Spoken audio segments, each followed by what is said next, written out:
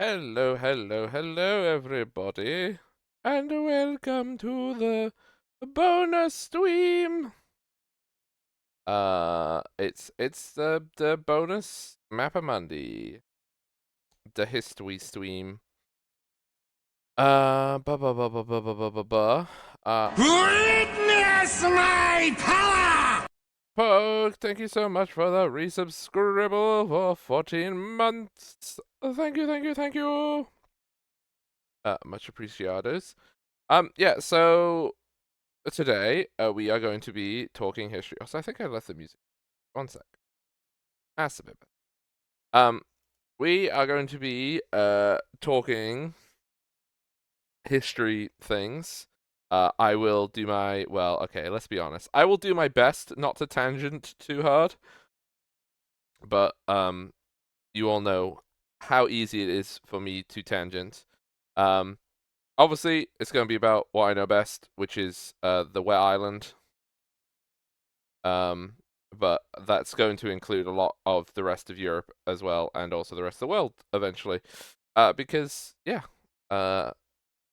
it's almost like things are connected and not isolated. So there you go. That's just the way it be sometime. Lecture me, Hog Baron. Oh no, no. No, it's gonna be chatty rather than lectury, I hope. So if people have questions, feel free to ask questions. I will do my best to answer them. I'm also going to save this VOD. It'll be one of the rare ones to get saved, and I'll put it up on YouTube later on. And at some point, it might be edited down into other things as well, and I can fill in the bits that I didn't get to or whatever. But I'm terrible at editing, so basically, I might. Yeah, it's gonna take a long time for it to get edited, is what I'm saying. But yeah. Okay. Get to the thing that we're going to be on for most of the rest of the day. That one. Look, it's. Why am I down there? I've never understood why I'm down. Up there. Oh. No, I just decided to put myself down there for some reason. Oh well, okay. That's where I live, I guess. Oh, sorry. Thought I just had a text message, but it wasn't. It was a thing from one of my apps. Right. Um.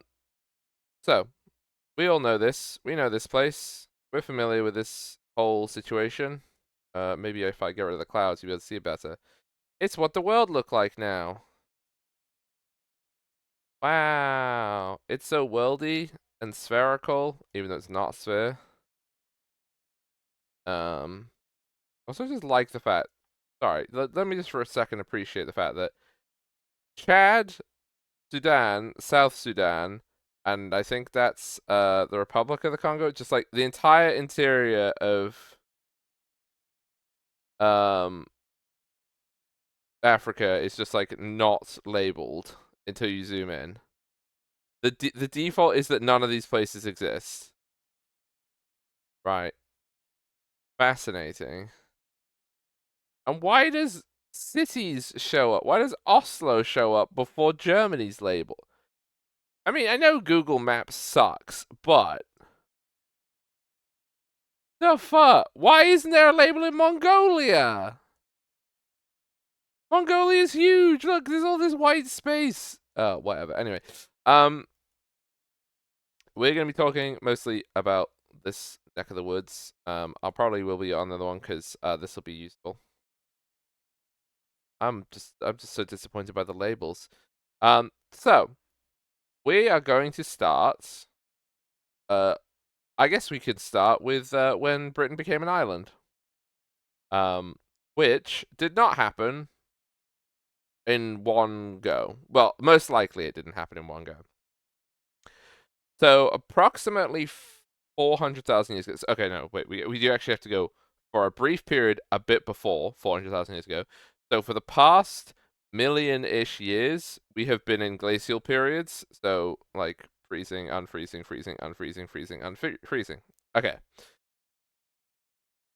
about 400,000 years ago, there was a period of glaciation, and there was a large lake.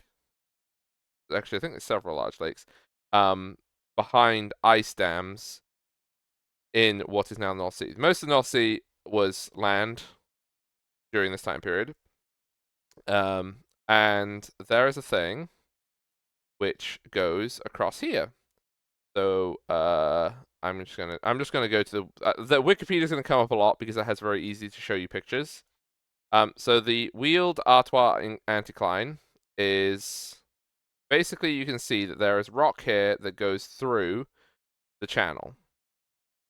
It's a chalk ridge, or an anticline, as it's properly called, but we'll call it a ridge because it's much easier that way. The ridge went through this area of land. When the ice broke, the dam broke, and there was a massive flood about 400,000 years ago, which punctured a hole through the chalk ridge. Then, about 200,000 years afterwards, and there was probably many, many more floods between this, another major flood basically obliterated the rest of the ridge. And so you can see what that would have looked like. I'm going to go to Beth. Look, see, I look up these things all the time. So the sea floor in the English Channel is very complicated, but there are river channels that cut through here because basically there would have been a massive waterfall through the ridge that went through there. And that is when Britain became an island, when this ridge was destroyed. So between 400 and 225,000 years ago, the thing that I don't believe we have a firm answer on is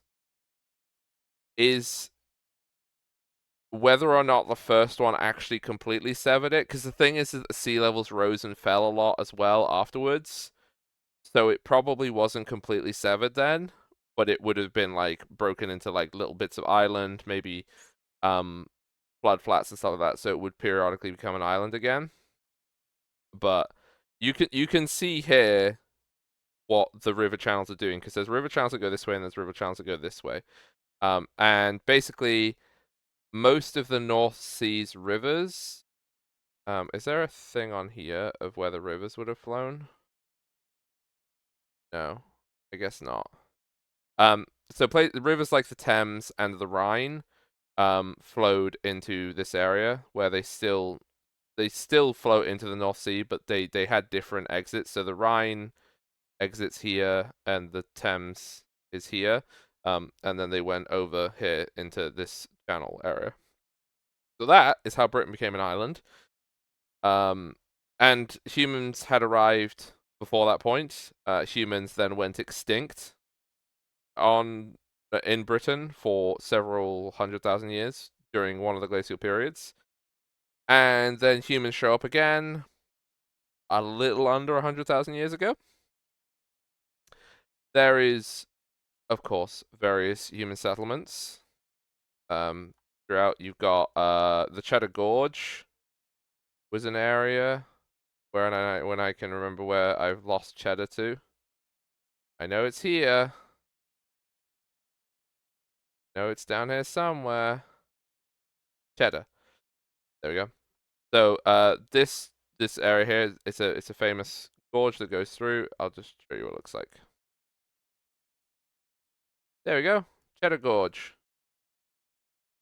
It's very pretty. But there's lots of caves in this gorge. And they found evidence of a reasonable amount of human habitation here in the Paleolithic.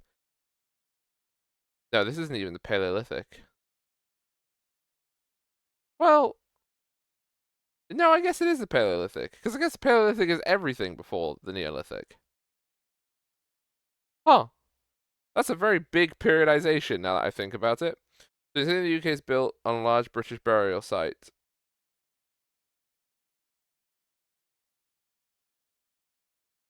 Yes. Basically, sort of. But yeah, so human beings been living there all the way through the Paleolithic, but they only resettled sort of. It's about 100-ish thousand years ago, and then permanent settlement only really gets going until about like I think it's like 20-30,000 years ago, and then you have the Neolithic starting about 10,000 years ago, which is when things start to get spicy. And by spicy, I mean things that people will recognize. So, we have lots of very good Neolithic archaeology in the British Isles, of which, of course, the most famous one is this one. But this is actually quite close to the Bronze Age. So I'm going to show you other older ones as well. But there you go. There it is. And look, you can see an actual Neolithic person in their traditional fluorescent robes standing by their monument. This is an actual photo from about 3000 BCE. The traditional attire there. Of course the Neolithic signage to make sure nobody walks on the grass. And there you go. The powerhouse of Neolithic farming, a combine harvester. We'd love to see it. It's exactly everything that we wished for. This is how they were able to bring the stones to Stonehenge. It was by car. Not many people will tell you that, but I'm here to set you straight. Actually, how they brought the stones is very interesting, but I should show you other Neolithic. No, you know what? No, see? I'm going to do it in order. So we're talking about Stonehenge now. There's actually a very recent development. Just a tractor with a mower. Oh, fair enough. With regards how the stones were brought. So, Stonehenge stones are from all over. Some of them are local, but most of them aren't. There are some that are from Pembrokeshire. And the central stone is from the north of Scotland. I don't remember exactly where the thing said it was, but I think it's somewhere up here. But when we figured out that some of the stones were from all the way up here, the assumption, exactly, Poke, the assumption has always been that they boated them over.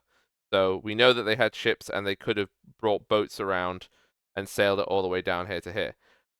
But a recent study from last year has a much, much cooler theory in that they didn't, and they took it by land as part of a massive ceremony. The idea basically being that taking it by boat probably wouldn't have been feasible for them because the weight of the stone in the boat, we're not sure that the boats would have been able to do that. Certainly not over long distance. So the idea of them being carried over land, and it's a much bigger deal why they are brought that way, proposes a lot more. There's a lot more things that it answers and a lot more things that it asks. Because why would you bring a really great stone all the way from the top of Scotland? Like, what would be the reason for that? And archaeology answer for that is always ritual, which I'll let you in on a secret. Ritual can be literally anything. But the idea is that basically there was an alliance of different groups of people who would. There was some sort of alliance, basically, and this was a ceremony where different parts of the island were brought together in one place as something important. Oh, hello, Shark Dog. This is the central stone in Stonehenge. It's from the north of Scotland. Hang on. Stonehenge, Scottish stones. Here you go. Sure, it's whatever. Um, It's this stone, the altar stone, and they are from.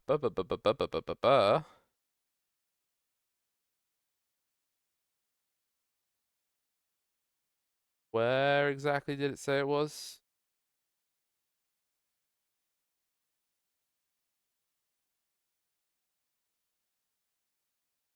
Oh, the Orcadian Basin. So actually, it was from the Orkneys. So I knew it was from the North Scotland. I didn't realize it was actually from the Orkneys. So it's from up here somewhere, most likely. Oh, also, poke. Yes, ritual in archaeology terms. Ritual can mean religious ritual. It can mean like marriage. It can mean community events. It can mean um like a military thing, like a warriors thing. Basically, ritual is people were doing something very deliberate, and we have no because of the cultural difference between us and the people doing it, we don't know why they did that. We can figure out what they did. So like a common one. Oh, I know a Paleolithic, sorry, Neolithic one. Um, there was parts of Neolithic Britain where relatives were preserved in houses, well, sort of near houses. They were semi-mummified and left in special rooms adjacent to dwellings. We don't know why anyone would do that, but we assume that there's ritual. Roman ritual, ritually breaking objects. That's a common ritual. It could be for religious reasons. It could be for other reasons. People throwing things into bodies of water. So like, making a ritual offering of metal to water is a common Neolithic thing as well, or something that you've carved or something like that. So something valuable to you that you have deposited it in somewhere for a reason. That is ritual. Is it not just religious? Um, in archaeology, Shark Dog, the assuming all ritual is religious is something that like people are trying to go away from. Because it's very easy to read religious practice into things when there might be another reason why they're doing it. So that's why ritual is a good phrase for we don't know if this was religious or if this was cultural. And we wouldn't really have any way of knowing that, right? Because we can't ask them. They have no surviving cultural relatives. There's literally no one to talk to as to why somebody would do this. Yeah. Poke the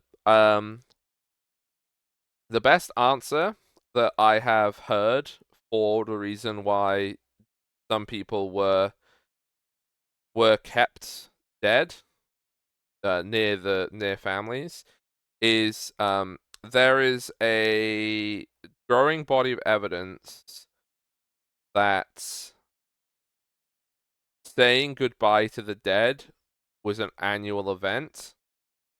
So Stonehenge here is part of this massive landscape. So you've got Stonehenge here, you've got the circus here, the curses, sorry. There is paths that go through this landscape. You can see all these little marks and stuff. Woodhenge, Darrington Walls. So this was another stone circle. And then you have the River Avon here. Comes all the way down here. And there is a path that goes from here. You can't see it now because modern roads, fields, etc. There's a path that goes from Stonehenge down to the river. Now the theory is that because there was feasting and celebration at Darrington Walls, so there's lots of like animal bones and stuff like that that are kept at Darrington Walls. The current theory that I have heard is this was an entire religious like landscape. So people from all over would come to somewhere like here. They would have a massive party to celebrate, and then they would leave there, like however they were doing the dead thing. They would put them on the river, and then they would travel to the realm of the dead. Because there's a thing in a lot of Stone Age cultures where wood objects, such as Darrington Walls, represent life, and stone objects represent death. So the idea is that you party hard here, you say goodbye to the dead with a big party, and then they go off down the river and travel to the land of the dead. Whether or not that's true, smarter, I'm not an archaeologist, but it seems like a plausible explanation for why these things are all together. So, Paleolithic culture is unbelievably cool. Sorry, Neolithic culture, and we know so little about it. I was just told by an archaeologist that if they don't know why something was done, they summarize it as ritual. Yeah, Doctor, that is exactly what ritual is for. Is like, so other good rituals. Here you go. Here's some other good Neolithic rituals, but these are things that happen outside Neolithic too. Putting an animal skull under a fence post. So when people would build, like when people build houses, for example, some of the timbers, like the logs to hold up the roof, they would have an animal bone deposit put under the log, and then the log would be put down.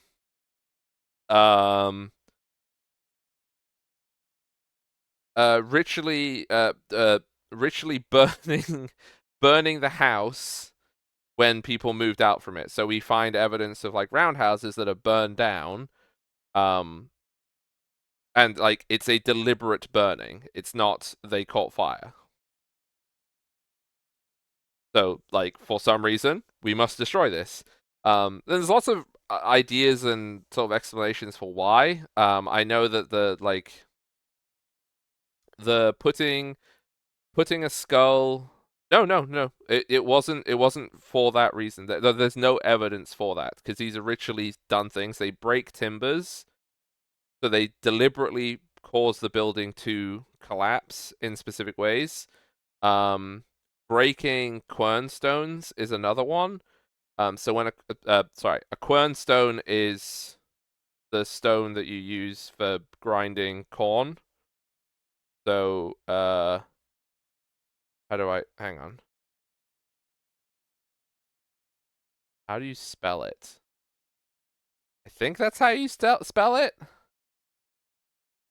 Right, yeah, okay.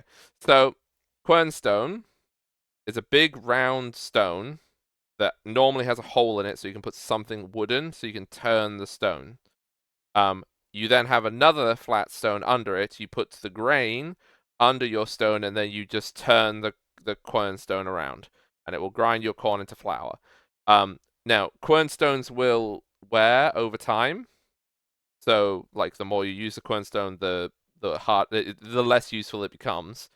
And there comes a point where people will ritually break the quernstone because it's now dead. Because it's such an important object, right?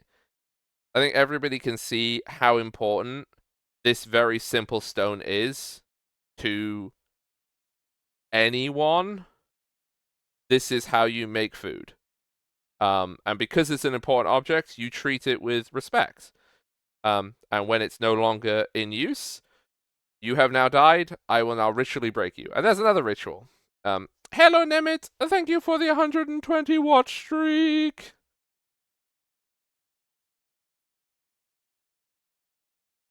Welcome to the Neolithic. And then you can see like there's other ones. Like sometimes people wouldn't have such a situation like this. You can use a rock, like just a regular little rock, to grind grain. And then you get like fancy ones.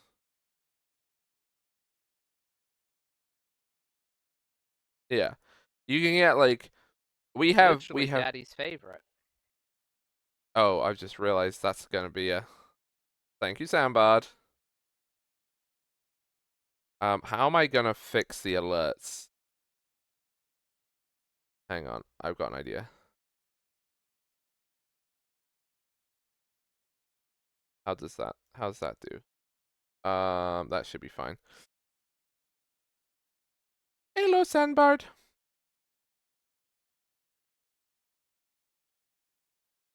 I know that was scuffed. It's because I was in a full screen application over OBS. That's why. I have put my thing in. There you go. Yeah, so it's now in windowed. Basically, it's just to do with it being full screen. I don't know why OBS gets mad, but OBS gets mad. I've remedied the situation.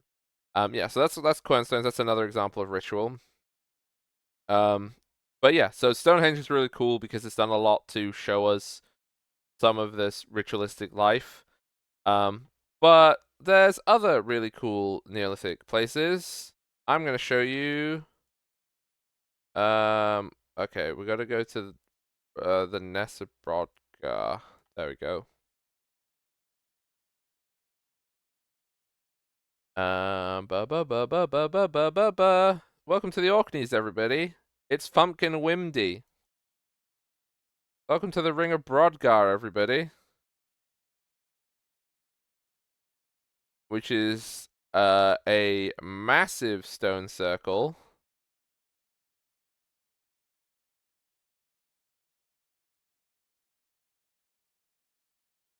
Why? What? That's not where the dot was. The dot was over there. Okay. Well, there you go. Sorry, everyone. The dot is in the wrong place. But yeah, you can. I think you can see how big the Ring of Brodgar is. I'll also get some pictures. Look, there's the wheeled Ring of Brodgar. Right. Apparently, chat. Nobody is able to take pictures of the whole circle. It doesn't happen. It doesn't exist, apparently. Nope. See, oh, there you go. This is a wide one. There you can see. It's a very big. What's your name, sir? My name's Deez. Deez what, sir? Deez. Stirring the beats, moving to my eyes. Not doing the things you ever laughing about me. I'm dead. That you never did. Sir, let me see your ID. Ah, shucks. Wow. Thank you, Jade. And hello, Jade. Welcome. Yeah, it's awful. There you go. There you can see it as well. So here's people. Here's the size of the stones. This is a Ring of Brodgar. So this is another Neolithic. There are so many stone circles, that are just all over the place. But Neolithic to disturb the peas. Ah, perfect. Thank you very much, Jade. You see there's barrows, there's cans.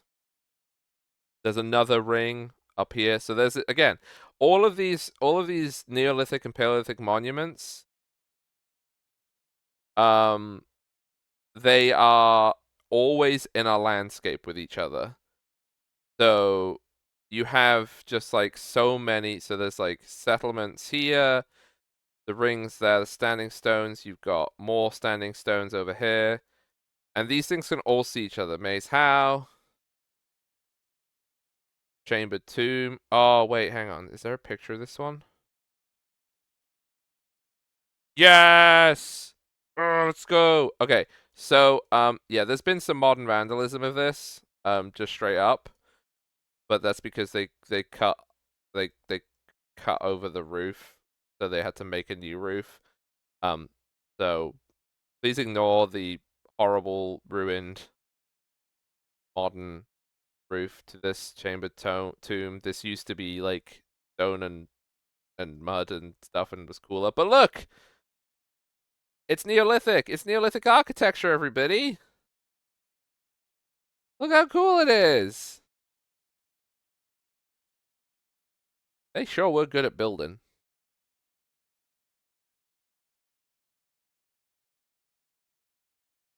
No, this is a tomb as far as I know. But it might not be. Let's go find. Chambered can. I thought it was a tomb. Does it say if it's a tomb? It's just called a can. I'm pretty sure it was. I'm almost positive it was. Okay, now I also have to find the other place in Orkney that's very, very, very cool. There we go. So, be prepared for one of the coolest places in the world.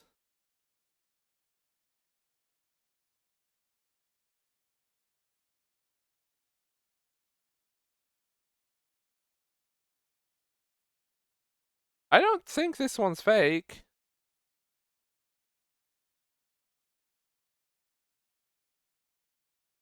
Yeah, I'm pretty sure it was real. I've seen archaeology programs about it. Yeah. I don't think it's a fake one.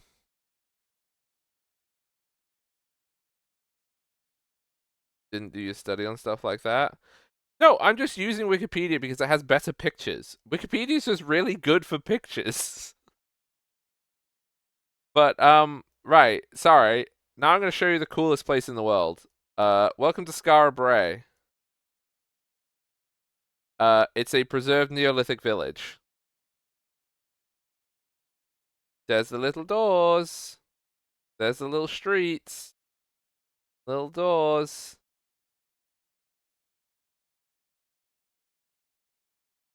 And then you can see they got like little bed boxes.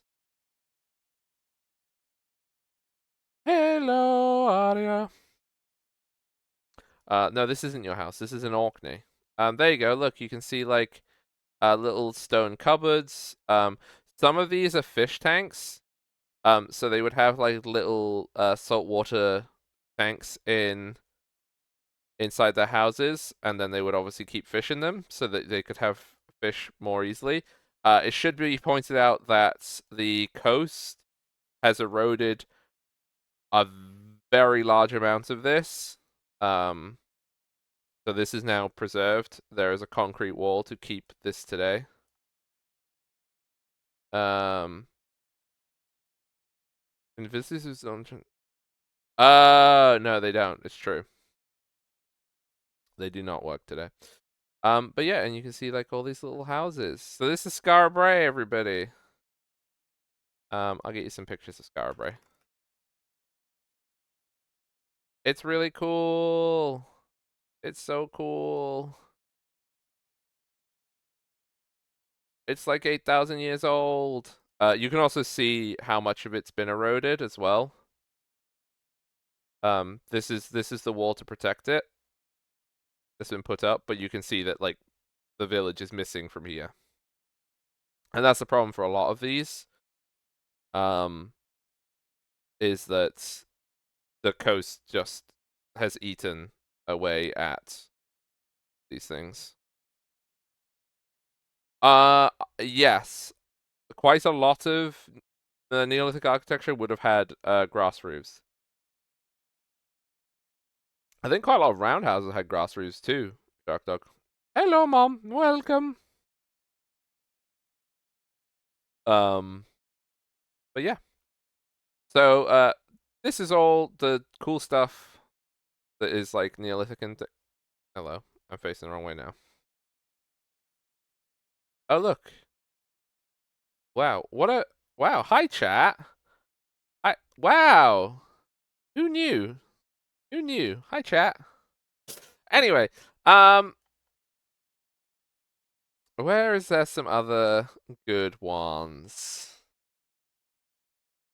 Oh, you found all the island ones. Oh, I've seen Newgrange. Carhenge sucks. I've seen Newgrange.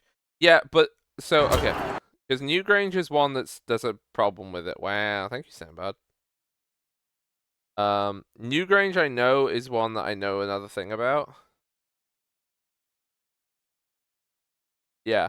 So the problem with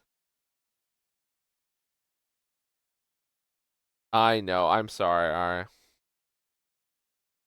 Look, I found a funny place name on a map. Of course I'm gonna make a bit about it. It's because it was rebuilt, yes. And it wasn't rebuilt. Okay. It wasn't rebuilt with the care that it should have been rebuilt with. So it was rebuilt with what they think it should have looked like, not necessarily what it actually looked like. So Newgrange is cool because it's such a massive barrow. Well, I think it's technically just a, yeah, I don't even know if it's called a barrow because it's so huge. But it, if it looked like this, it probably didn't really look like this, but it was still absolutely massive, is the main point. And then obviously it has like the corridors going inside it. So it was still cool and big and all the rest of it. It's just that it was rebuilt in a time period where people shouldn't have rebuilt stuff.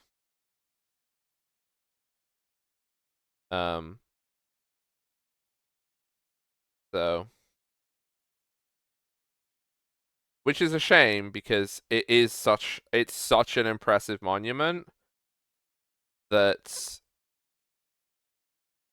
you kind of wish that it hadn't been done like that. Yeah. It's the same, so it's exactly the same thing about there's a movement to reconstruct the Parthenon in Athens, and there are a lot of people who oppose the reconstruction of monuments like this because that's not the same thing. So I guess for the fact that these things become very controversial, the Ship of Theseus arguments, a lot of people would say, no, it's not the same. Follow me, and I promise you glory. Mandy, thank you so much for the follow. Thank you, thank you, thank you. Yeah. Oh, I mean that's besides the Parthenon marbles, Shark Dog. That's I mean opposition in Greece to rebuilding the Parthenon. Because it's when it's rebuilt to be okay. So sidetrack to Greece for a second, everybody.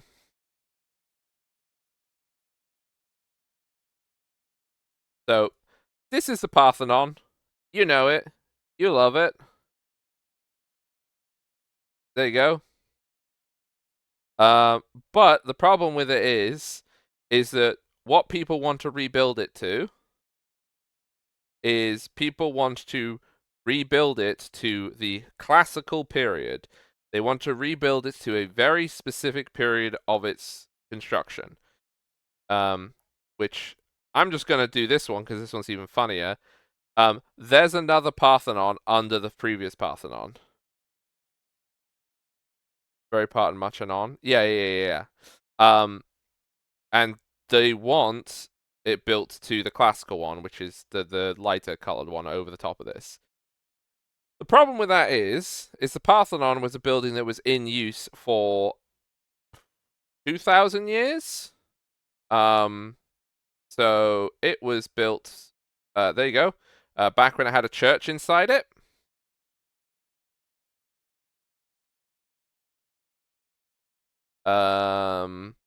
It was used as, so the reason, this is a good reason to repair it.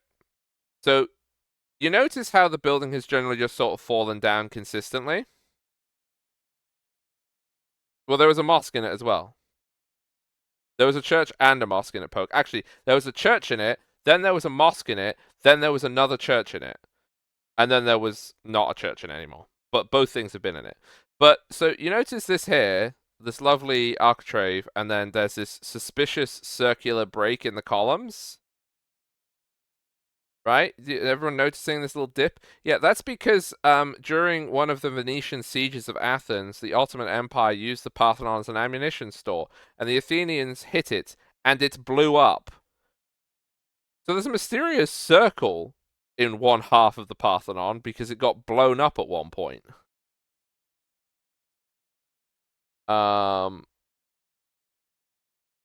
Yeah, but you can see that like it's being rebuilt.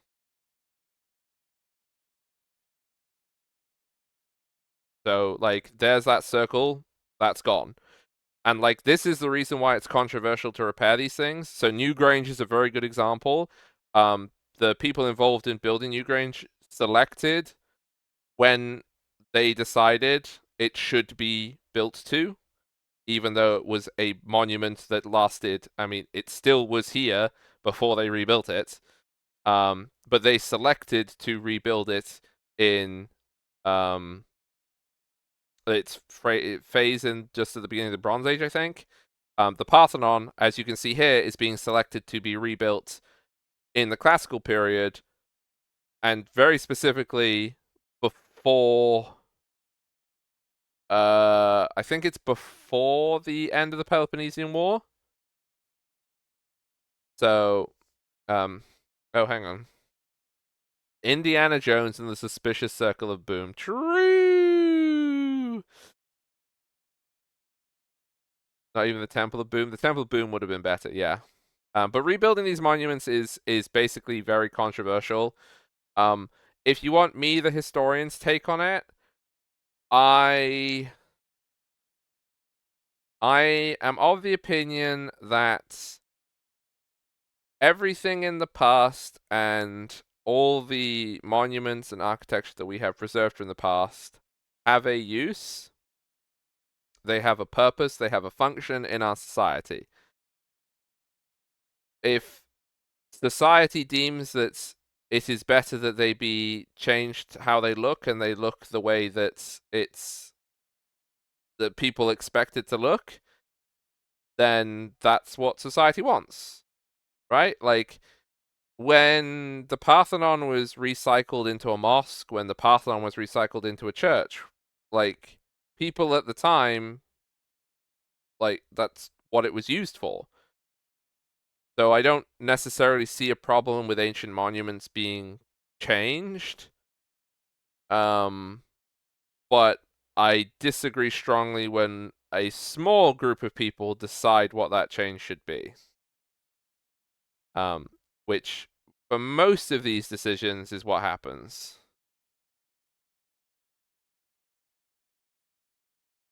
Some artifacts should not have survived. Dunaverny Flesh Hook. I mean, I want to know what that is. Hang on, we're going to Ireland. We're doing a lot of Ireland. That's fine. Oh, that's boring.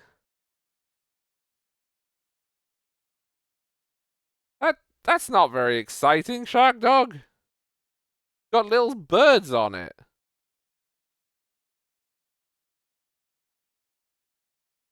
I mean, it looks cool. Oh, are they snakes? No, they're birds, surely. Oh, the hook is out of shot. I mean, that's still pretty tame. That's not that spicy. That's a pretty mild hook. Yeah, I would. They look like swans to me, but then these ones look like snakes. So, but it looks kind of like a swan or a goose, something like that. So it's probably, I would assume, what it was used for.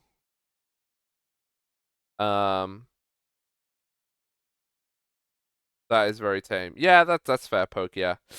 I wonder if anyone. Hang on. Wait, hang on. Shark Dog and Mandy. Do you know if there's any archaeological evidence for the nipple cutting thing? The Irish Kings thing of when you lost out from when you didn't get to be the High King of Ireland, they cut your nipples off. I wonder if there's archaeological evidence of that. It was a thing, Shark Dog! Okay, more explanation. There was a ritual. Again, let's love the lovely ritual. We love that. There is some stories. I think it's either in the Ulster cycle or the other one. But it's in one of the older ones. But basically, when they picked a new High King, people would. Yeah. Gerald of Wales. It was probably him. But I thought it was also in the Ulster cycle. But anyway, there is a story that goes that the people who were trying to be elected to be High King, when the High King was elected, you would kiss the nipples of the High King. Whatever. And the way that they stopped people from starting civil wars is by the people who failed to become High King, they would cut their nipples off. And then you couldn't kiss their nipples because they couldn't therefore be High King. Ta-da! Now, whether or not that's true, I don't know. But somebody said that that was what happened. We have that in the present. Your imagination can now run wild. I think it's great. It was an exaggeration by Gerald. But who? No, nobody, Gwen.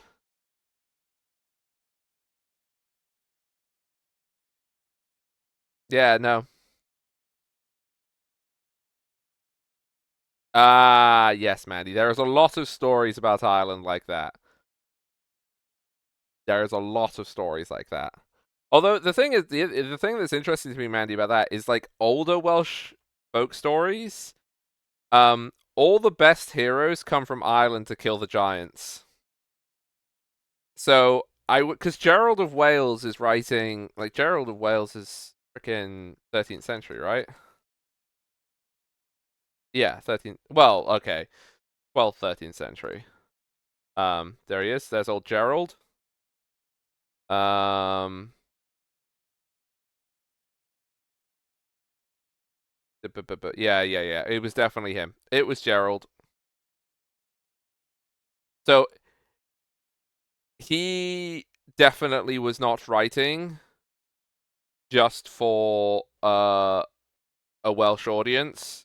He was primarily for an English audience chronicler, which would be the reason why that was the case. It happens a lot with Welsh sources. Is depending on their audience of choice, they would write very different things. If they knew they were writing for the English, then they would change how they write most stuff. But if they're writing for themselves, they will write things that are much more akin to old folk stories. It's cool. It's like audience selection, and you can watch it in real time.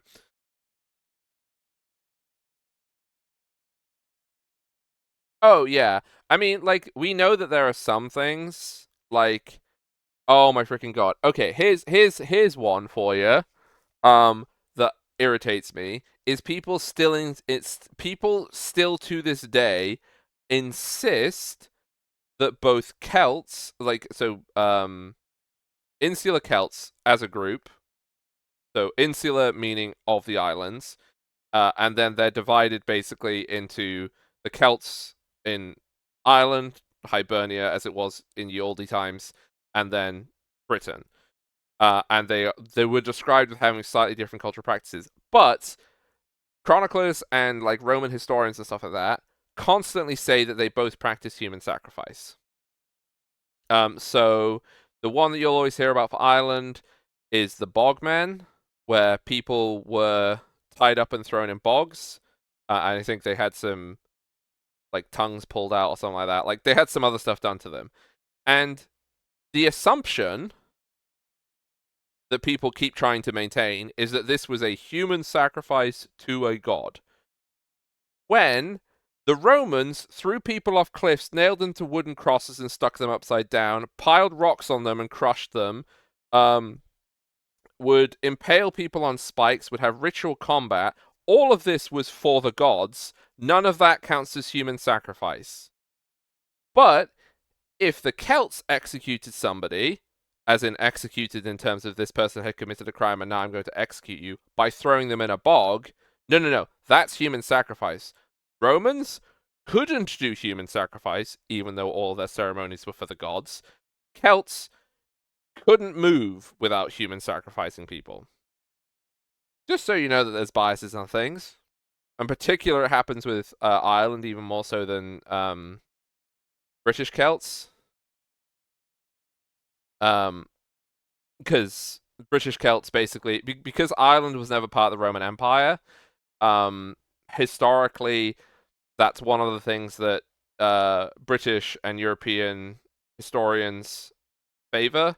If you were Romanized, you were more civilized, whereas because Ireland was not conquered by Rome, it was therefore never civilized.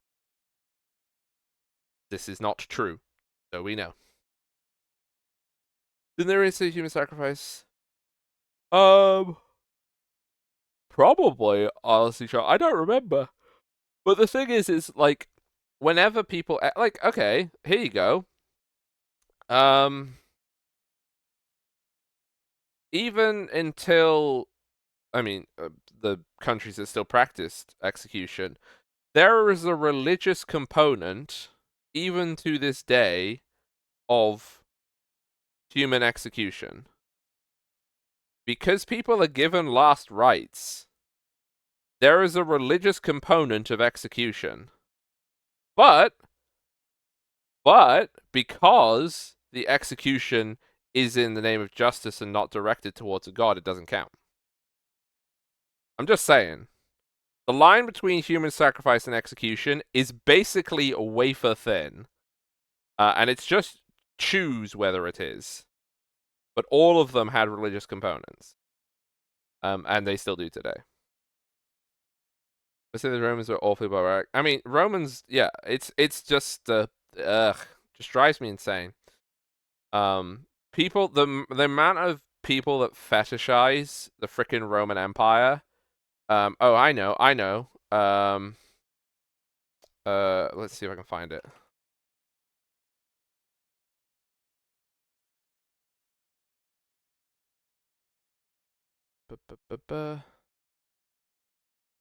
Right. Okay, here we go. Here's a perfect example. Now that we are also getting into the Iron Age, once we've done the Neolithic, but I'm just going to have my little rant here. We've got me on a tangent, don't worry.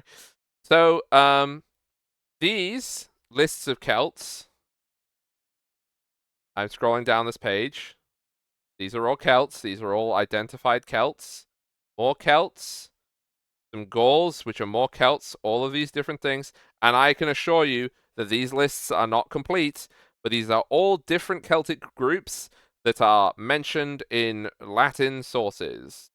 There sure is a lot of these. There's a lot of these. This is wild how many. Look how many there are in just Rome, in just Italy. See, there's the Etruscans, then the Senones, the Boii, the Lignones, the Cenomani, the Insubres, the Taurini, the Salassi, the Lepontii, the Carni. That's crazy! Where did they all go? That's strange, because the only Celts that are around now are in Brittany, Wales, Ireland, Scotland, and if you're being very kind, Asturias. The Romans wiped out every single other one of these groups. Yep. All of them. Just like they did to everybody else that they settled. All gone. Yeah, here's a lovely, complicated map of Britain. Yeah. This is how all the borders of the different regions, right? Well, okay, I know that the people didn't... Okay, so when I say that they wiped them out, I mean that their cultures were... Yeah, you didn't know the Belgae lived in Britain? The Belgi were the Belgi lived here, and then they lived like in Normandy, and then they lived a little bit in Flanders. They were one of the main trading ones. There is more than this as well, by the way. This is simplified, because there's more around the Order of UKs. And so there is stuff like that. Like I know that there are more than it. Belgium is named after the Belgi. I'll just go to here. Why are they? Oh, you don't even get a page for them. Cool. Yeah. So that is the province.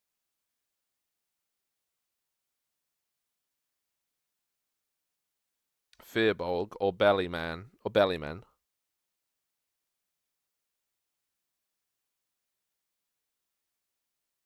Well, we'll get to that. Don't worry, Poke. We'll get to that lot. But yeah, they all did. But it's the fact that the Celts were the dominant culture in Europe, and they were not the dominant culture afterwards. Brabant. Well, no, this is the Roman provinces. This is how the Romans divided. And honestly, anyone should not be dividing anything according to how the Romans did it. But yeah, that's the Celts for you. Yeah, and then yeah, so the Neolithic. I'm just remembering where we were before. It's like yeah, but also Brabant is divided in two anyway, isn't it? Because Antwerp used to be in Brabant.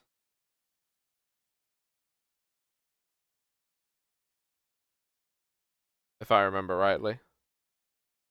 Hoogstraten? Hoogstraten? Oh, Brussels also used to be in Brabant. Okay. There you go. Hoogstraten?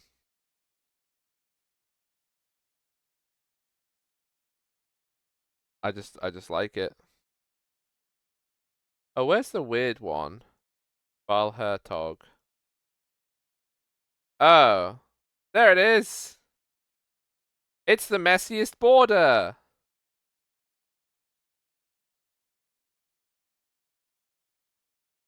Look, everyone, it's the messiest border in the whole widest world.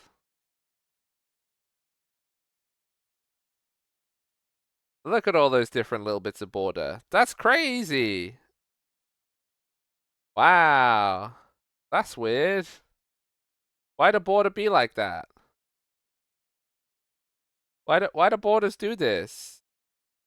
This is crazy.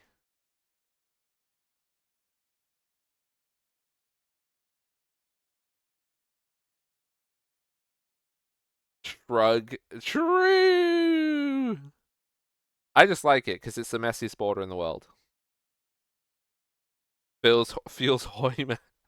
I mean, yeah, it's I know that there's a very complicated reason why it's like that, but it's still very funny. Apparently Roman invasion was launched from Vorburg by Corbulo. Well, which Roman invasion though? Because there was several.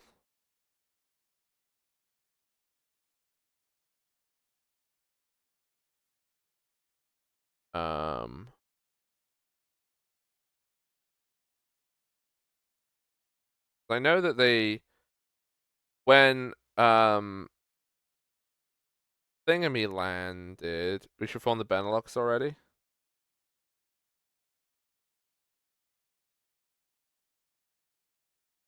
Well, because they landed, so Colchester is one of the major Roman cities, but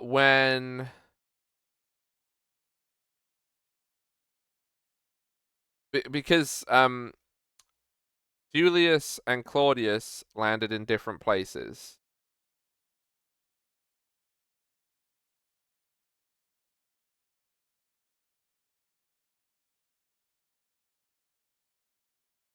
The unholy, not Roman, not an empire. That would be a good name. I like that name, Pogue. That's a very good name idea. I approve. I'm trying to remember because the one landing was somewhere down here. It was near Dover.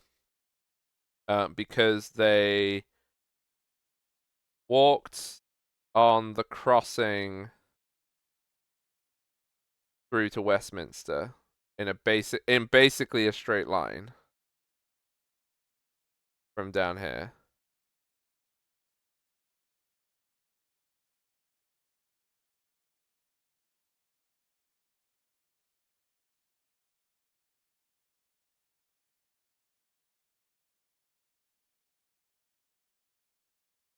Left from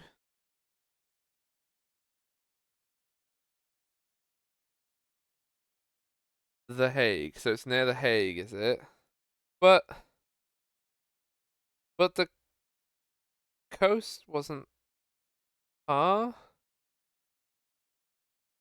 Wasn't the Rhine the border?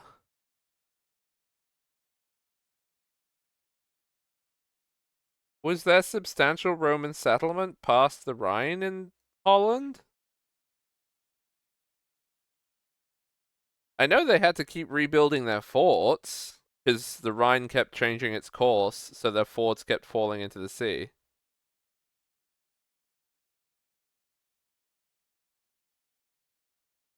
Oh, the other Rhine. Other Rhines are available.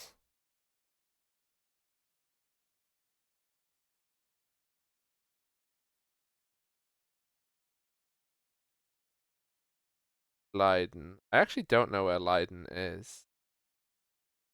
Oh, there it is.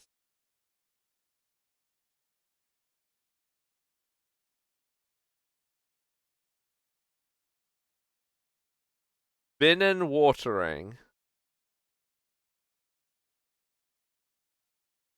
It's the Binnen Watering. That's what this one is. Binnen Watering. I mean, this is canal to all hell. So where the actual river is, I have no idea. But this is a canal. Or sorry, if this was a river, it has been canaled. So this is not a natural watercourse. So I do not for a second believe that's where it would have been.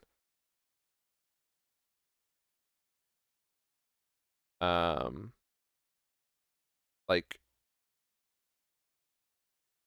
I mean, I don't think any of these are.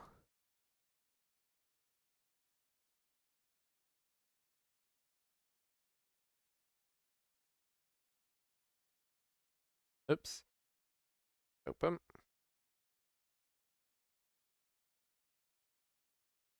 Oh. The other Rhine. Okay. I see. But I was sure that used to go that way, but whatever. Okay. Why did they launch it from there? I have no reason to doubt it. I'm just confused.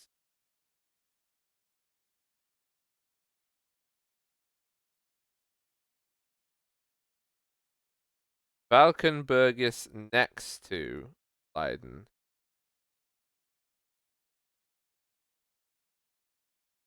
Burschotten.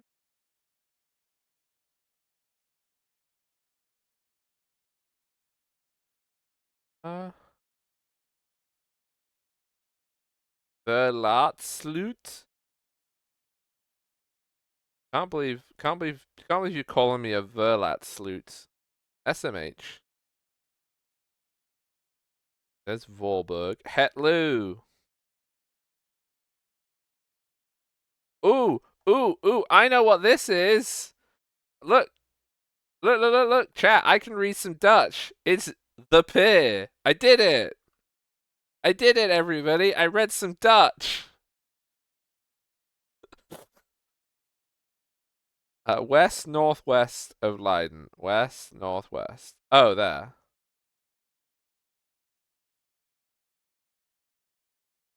I see.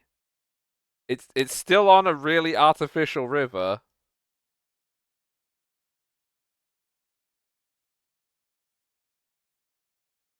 So the Romans went somewhere from here. Okay, gotcha.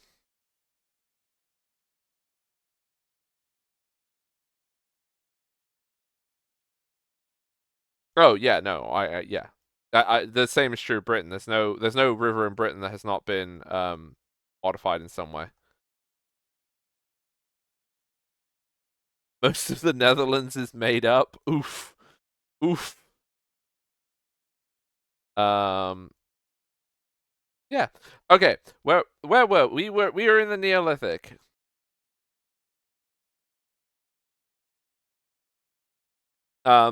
So after the Neolithic, we get into the Stonehenge.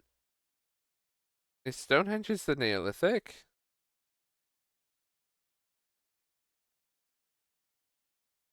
Yes. So,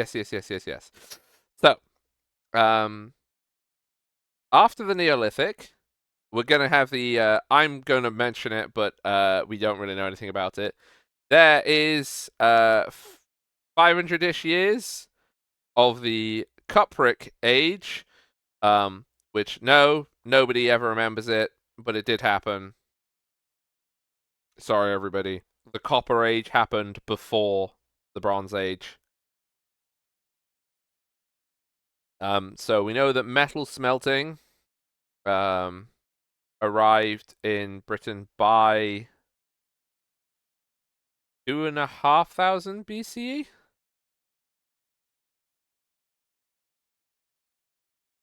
As a Brabander Rick's Cup. Cupric. Oh my god. Right. Okay, everyone. The Chalcolithic or the Cupric Age? Calco. Copper mining. Ooh, pretty.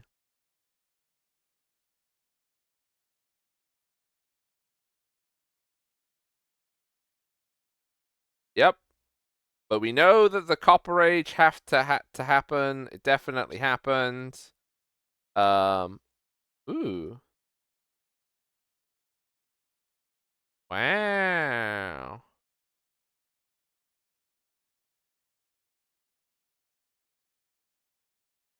Some beautiful a Ljubljana wheel.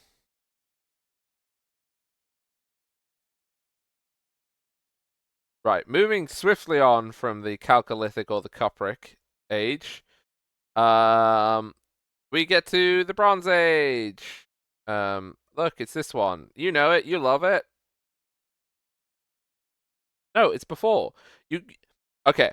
Right. So, metal time. Metal time. There's my shoulder. There's so many spiders, Hog! There's lots of spiders. All through time, there are lots of spiders. Thank you, Jade. How to make alloy furnaces in Minecraft. So, we know that humans were using metal things for a good chunk of time before they learned how to smelt them. It's just that they only used metal that they got directly from rocks. So sometimes you get bits of metal in rocks and you can use them to make things. Ta-da! You don't have to smelt it. But we worked out that we could melt these rocks down and get metal out of them, which is harder rock, which is better than rock. Thumbs up. You're going to be made of spiders soon, Gwen. So there. Smelting took a lot longer, and then during the Chalcolithic, there is quite a lot of experimentation with mixing different things to try and make new stuff. So adding arsenic and stuff like that is things that get discovered over time, but there's lots and lots of different alloys that are tested in the Bronze Age. Also, and this is the most important thing that everybody should take away from me talking about prehistory, metal was incredibly rare. We call it the Bronze Age, we call it the Iron Age because they had the ability to do it, but it was not common. So, for everyone's benefit, the unbelievable accessibility and commonality of metals to us is something from the past 400 to 500-ish years. We are now living in the age where metal is common. That's never been true before in history. Most stuff was like ceramic or wood. Buildings obviously weren't made of metal. They were made of either mud or bricks or stone or whatever building material you want to, or wood. But it's the fact that, like, of goods, metal was rare and valuable. Yeah, basically poke. And they were very, very, very, very important. What's this? We once smelt it so we could trade with it too. Yes. Right, Sandbard. Right, yep. Ow, Minnie, please. Please. Yeah, so Bronze Age, the classic. It had arrived in Britain by about 2500 BCE. And you get the flourishing of Bronze Age culture. Also, this is Bronze Age is when in Britain agriculture really starts to take off. So in the Neolithic, farming was present in Britain, and there is like evidence of herding animals and stuff like that, but it was not to the same scale as it would become, basically. People were still very mobile in the Neolithic. But in Neolithic, farming was a thing you could do. Whereas you couldn't do it before then. That's the definition of the Neolithic. Is quote large scale agriculture. But Britain was different because, like, around, so here in the Fens, people would still just move around all the time and go from food source to food source. Brooch or earrings are a big sign of wealth. Yes, and that's the reason why wealthy people had so much metal, is because they were showing off how wealthy they were.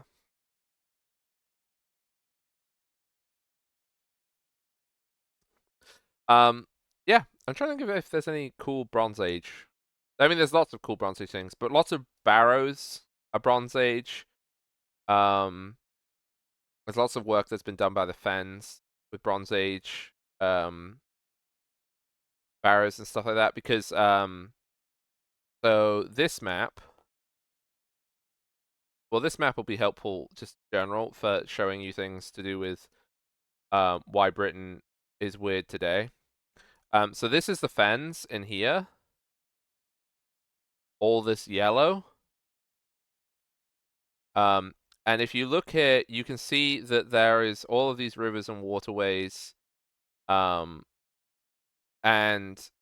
then there's these bits of rock that are, so this brown, this orangey or brown color, this is an island. So this sits higher in the landscape.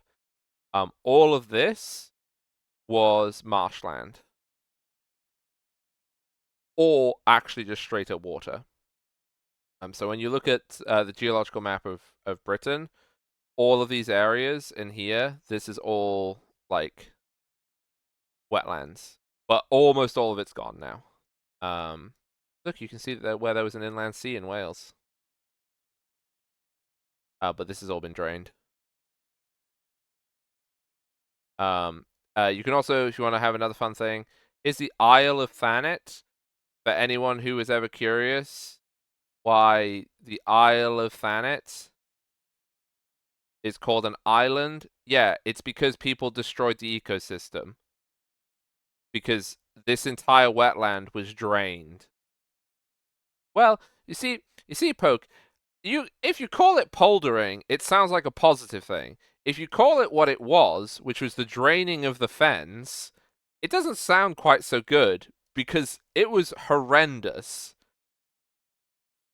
But it made a lot of farmers very rich. And I'm glad it made them rich because it completely wiped out an entire way of life. But at least the farmers got rich. Thumbs up. Same here. And here's the other one. The other big one.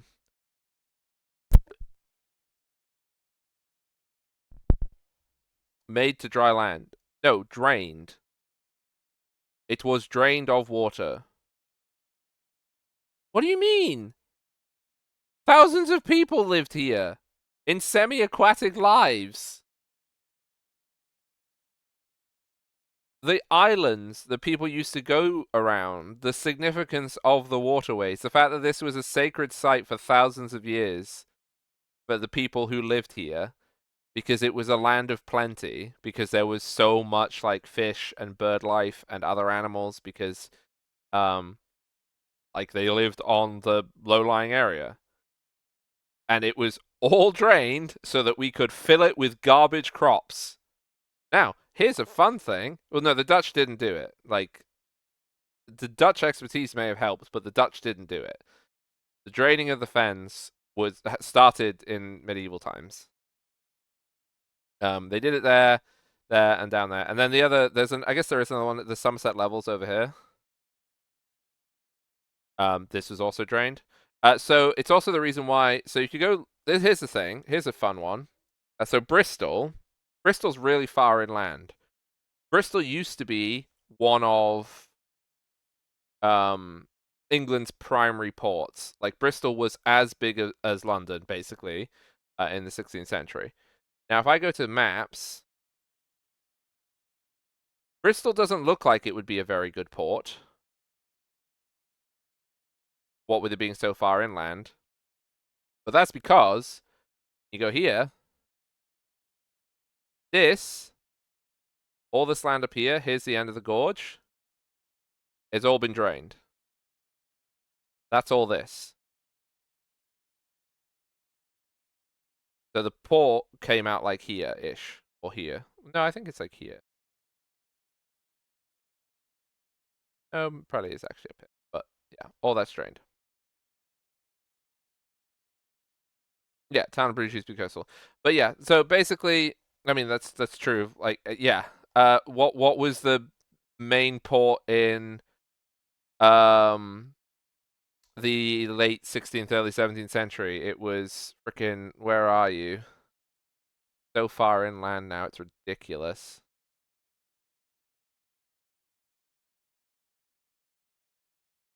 Where the sodding hell is Delft? I know it's far inland, but this is a bit ridiculous.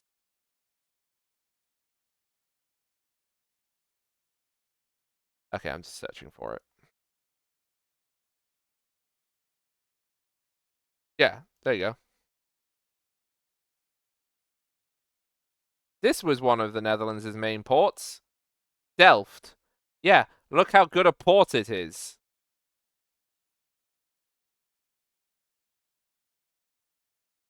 Uh-huh.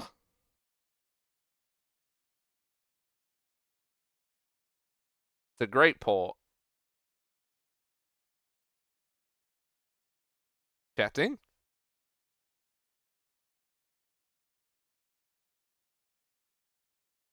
Looks great, to be honest. What, because this one... Oh, you lived in Delft too? So great they built 3 cities around it.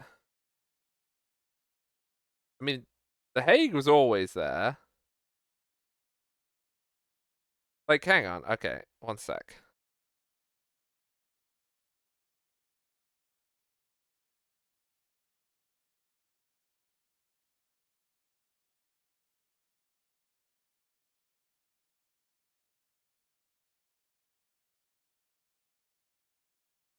Bum ba dum bum.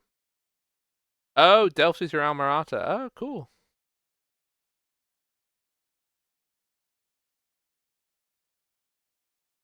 This is a big old picture, isn't it? It's a big old picture. It's like it's the 90s all over again loading this picture.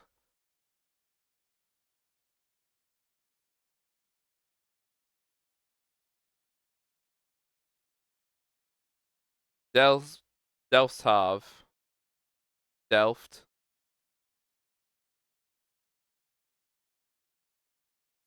German Sea. I know it's the German Sea. What do you mean? I know. That's why I made the joke. The North Sea is an incredibly modern name.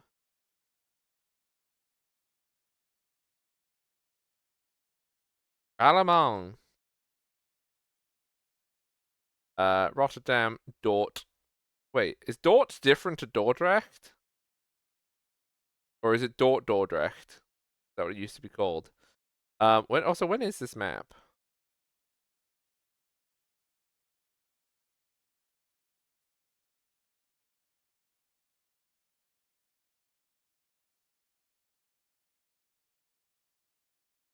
They're not bumpkin date it?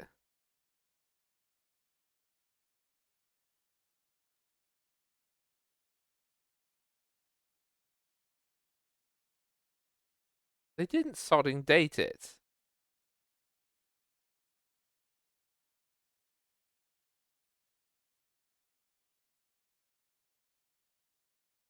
Yeah, no, like it's a pretty map. Oh look, it's Spanish Brabant. Ah. And you can see all the forts as well.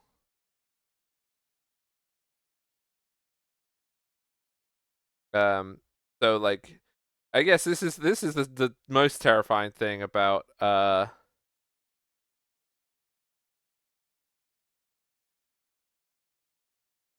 in the green bit at the top left. Hoogstraten. Was I just looking at something called Hoogstraten? Maybe. You can see that like the islands where Zealand is as well. Like that's all very different because it's all islands. Delft, there is a big canal. There's the harbor. Is Delfshaven still there then?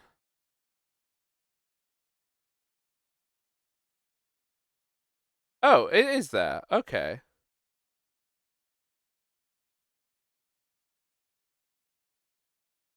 But it's not a city anymore?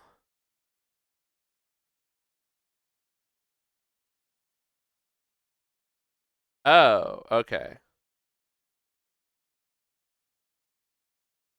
Because this used to be on the coast. And then the Rotterdam's fort. Oh, I don't think Rotterdam's fort's preserved in its roads.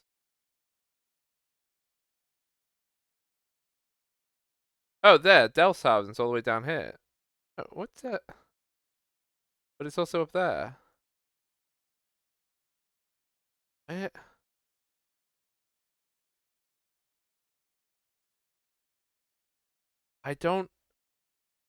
I can't figure out where the actual original stuff in any of this is. It's too artificial. I literally cannot see where the land is. It just is all fake. How the fuck? How do you find? There's an island. Is there an island still? No. Is this the island?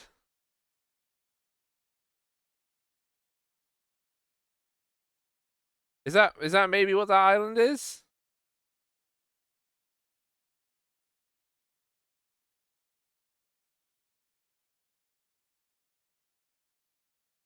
No. I'm aware. So what it is now is of no concern to me. It's the fact that like trying to find the original land in this when you can see, like, this is entirely unnatural. Like, this is totally canaled. It's extremely hard to see which parts of this are natural and which parts are artificial. It's in your office. Well, I'm not going to zoom in on it, Shark Dog. It's very hard to actually read what the land is because of everything being straightened off and smoothed. But anyway, yeah, there you go. There's a Yoldi map. I actually don't know where it's from, but you can see how different it is. How interesting. Just look at that.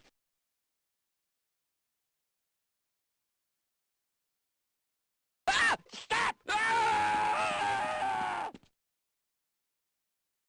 Oh? Oh? Thank you, Jade. Thank you, thank you. I'm trying to find it. Yeah, it is. It is Mandy. It is exactly like that. It's like I can't see where the original stuff is. Because like you can see where Rotterdam's fort is, and the approximate shapes of these is their forts. So like if you go look up old maps of Antwerp, it is approximately this shape. So like it's like roundy and it's on the bend, so it should be somewhere in here, but I just can't see anything.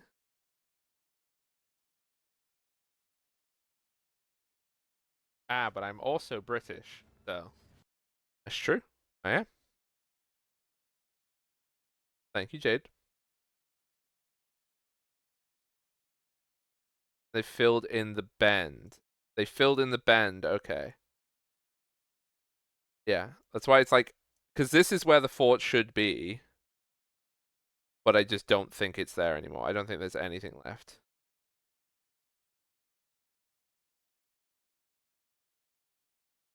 Whereas is like, so if I actually go to Antwerp, so Antwerp's fort is actually preserved in its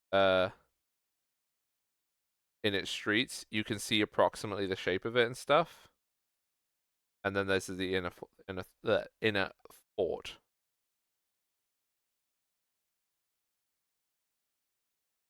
Yeah. Because the Netherlands has a lot of preserved things like that. I want to say that Amsterdam's is preserved.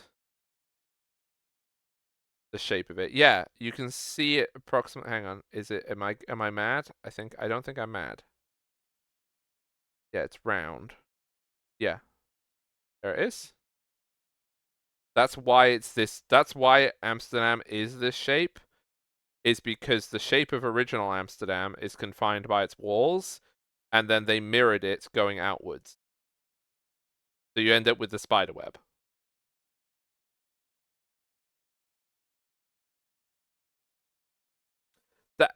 That is true, Shark Dog.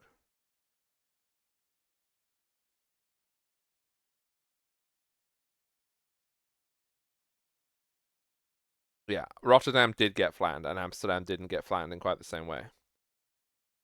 But Amsterdam's shape is defined by the shape of its walls. It also makes Amsterdam like very, very pretty. Like that's why touristies love it for all the canals and stuff. Because of the shape. Get more canals. Good job. I wish I could find some of the cool forts. And suddenly, to my surprise, she had an ass. She had a monster ass. She had an ass. What? Huh?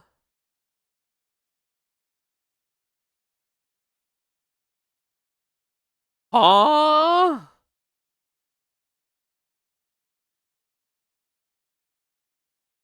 Thank you for the bitties. Yeah, let me go see if I can find some of the star forts.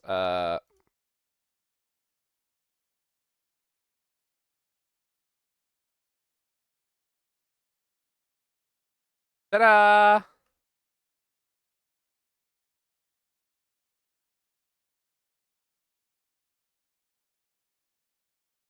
Yeah, it's so pretty.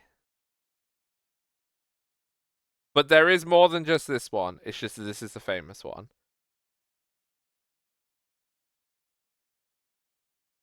Little star forts.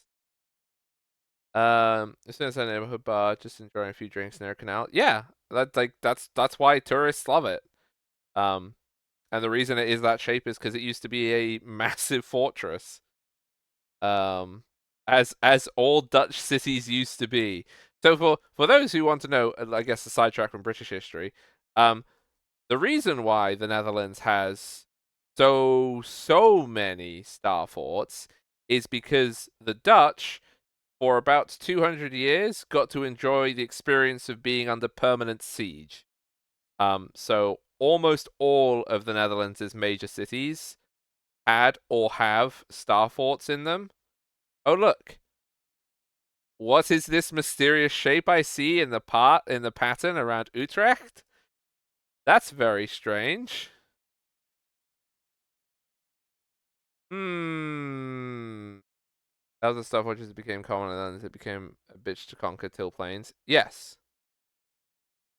Yeah, that's the reason why. And the other thing as well is so the reason why the Netherlands has so many canals. Easy now. Let's not do anything hilarious. Thank you, Jade. Hello, Astarion. But I can't enjoy tourist bits. Yeah. Oh, hello. Shark Dog Center Fort thing. A list of them all. Yeah. But that's actually a cool website.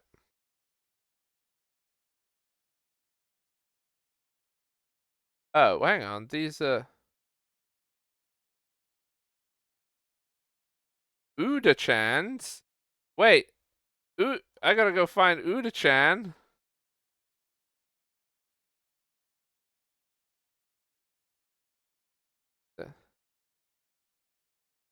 Near the border.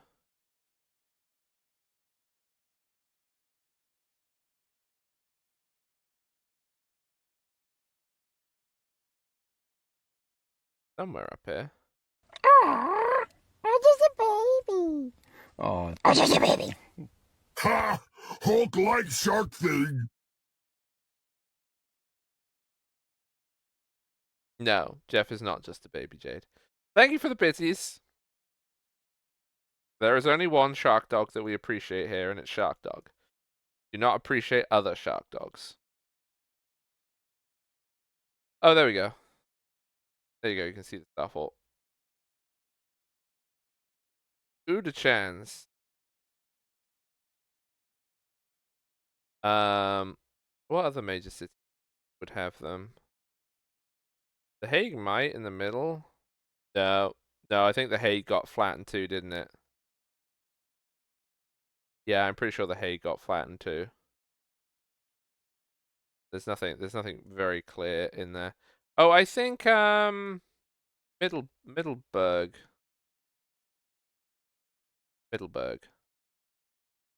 Yeah, Middelburg has it. Look at Middelburg's. Wee, wiggle, wiggle, wiggle, wiggle, wiggle, wiggle, wiggle. Look at that.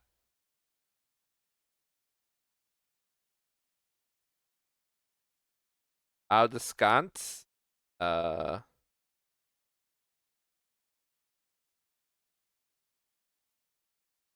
They never got city rights. Yeah, no, I know what Middelburg means. Well, the other thing as well, the reason why, so this is a good point of history for the reason why fort design sucks in North America and is really cool and pretty in Europe. The forts weren't really used very much. They were mostly outposts to denote territorial control. And when there was actually attacks on forts, you didn't have to send very many people to take those sorts of forts. The garrisons were also smaller. Because, like, when you think of North American history, the biggest battles in North America like the absolute limit of the size of them was thousands of people, like up to like 10,000 people aside or whatever. These forts around Dutch cities, this was like Napoleon invaded with like 500,000 soldiers. Like the battles that these forts were built for were tens of thousands, if not hundreds of thousands of soldiers. Like, yeah.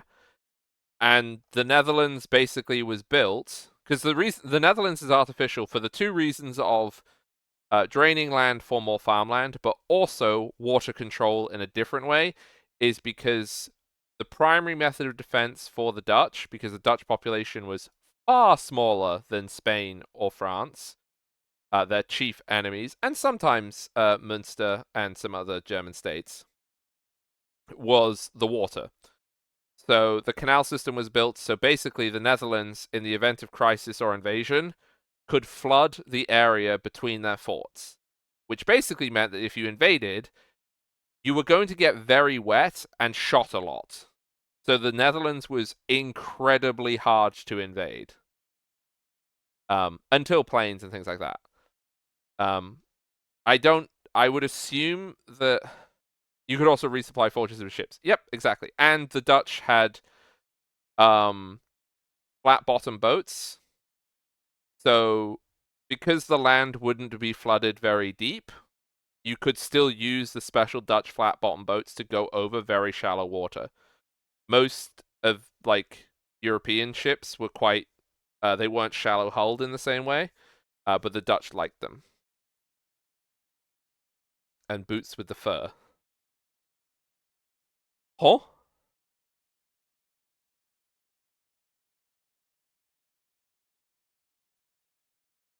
Flat bottom boots make the rockin' world go round. Yeah. Boots with the rubber. Yeah, wellies.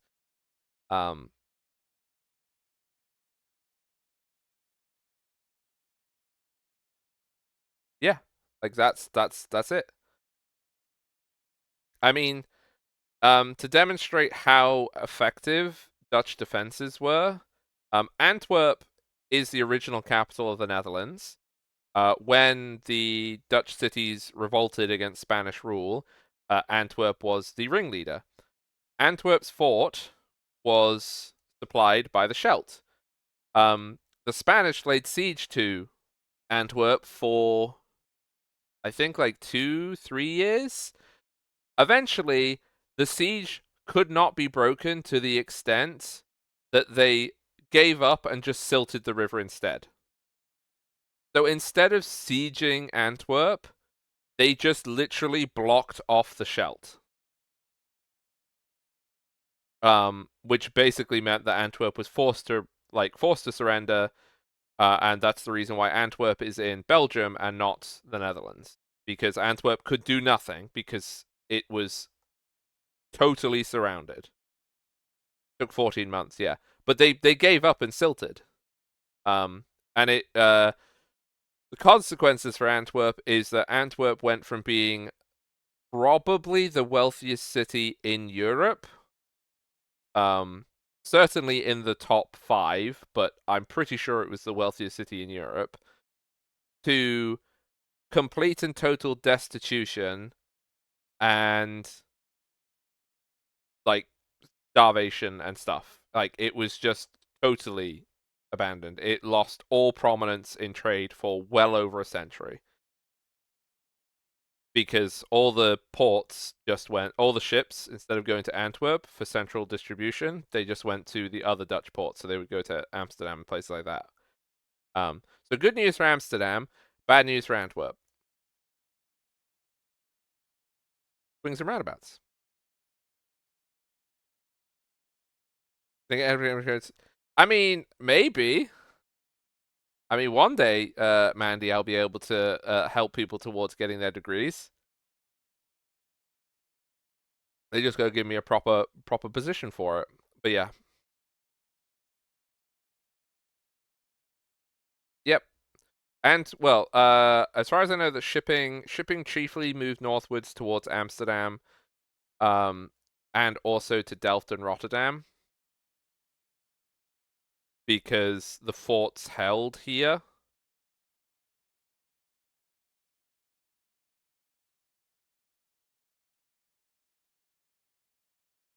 because it's supplying the Rhineland. Yeah. But no, like the Netherlands is. Yeah, the Netherlands is a mini. I don't know to what extent it would still be true. I would assume that the Netherlands has not rigged its country for flooding in the same way, because I think quite a lot of those defenses were abandoned after the North Sea floods. So yeah, North Sea floods, basically one of the worst natural disasters that people around the North Sea have ever experienced. There's a medieval one that is of equivalent magnitude, which led to the destruction of the famous city of Dunwich, of Dunwich horror fame, in England. But the North Sea floods, I think, killed like 5,000 people in the Netherlands, and just obliterated canal systems all along the coast. So I don't know how much they decided to maintain them, because the need for having those defenses had passed. Yeah. But that, as far as I know, that was like the death knell. There was no point trying to rebuild them after that, because building the land safer so that people didn't get flooded was much more important than building it for defense.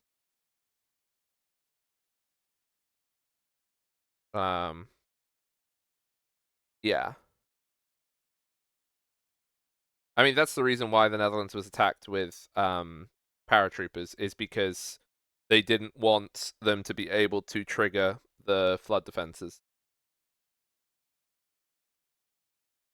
Because it takes time to do it at scale. But yeah, it's the wet place. And speaking of what we were talking about before, a lot of the things that are true of the Netherlands were also true of East Anglia. East Anglian culture and Dutch culture were very similar, because these two very close pals for a very, very long time. Norwich had a very large population of Flemish merchants, although Flemish was just a euphemism for foreigner, so they weren't all Dutch. With the wool trade. I'm almost finished my cup of tea. Very sad, isn't it?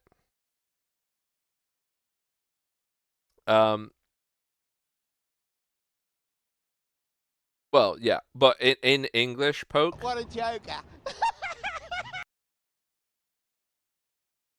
Thank you, Jade. Thank you.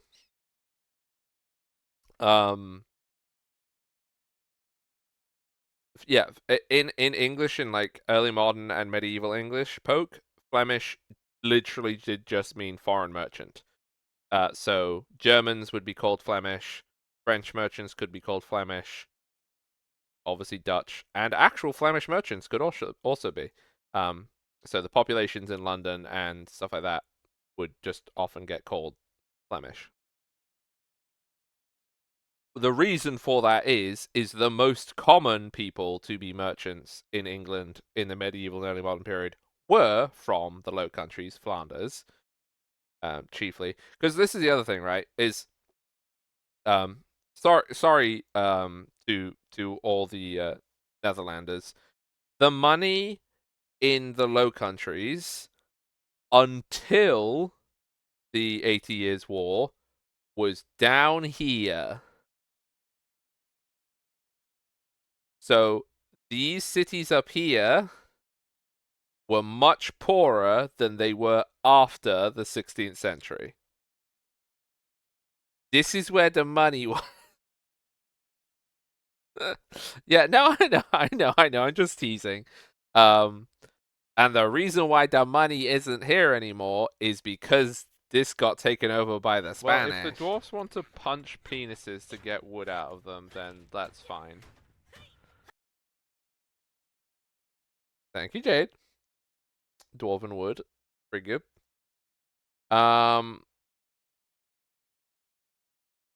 Yeah, because like Bruges and Ghent and Antwerp were all very, very, very wealthy. And then basically it is to do with the fact that English wool wanted to favor friendly ports, and the Dutch and English had a very mutually beneficial trade alliance. Yeah. So with the wool trade, it moved north, and then as the wool trade became less and less important to Dutch economic needs, then obviously the economy changed quite a lot in the 17th century, not for good reasons, but the economy did change. With the Netherlands obviously having trade places all over the world, and it became a global trading power. By the end of the 17th century, fighting several wars with England over control of the Channel.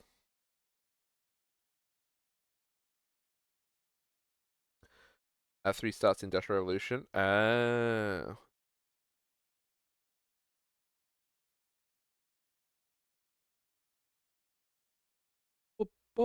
Yep.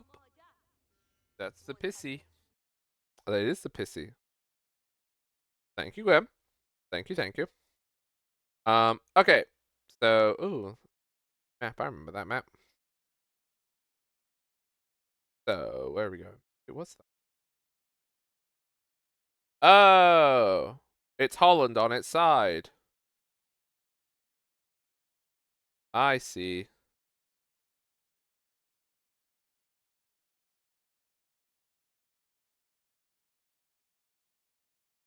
I just got to... Oh, I don't have a tissue. Oh, well, never mind. Yes, we are in the Bronze Age. Oops. So, Bronze Age.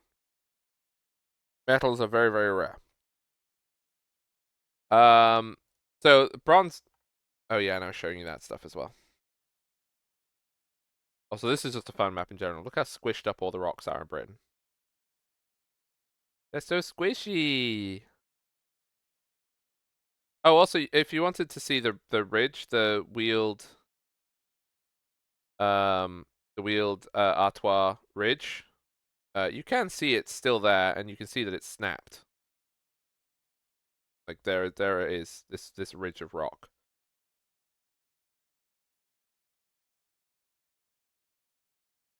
It's also the reason why the White Cliffs of Dover are the way they are.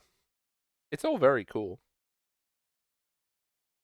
And I just like to think of like how insane.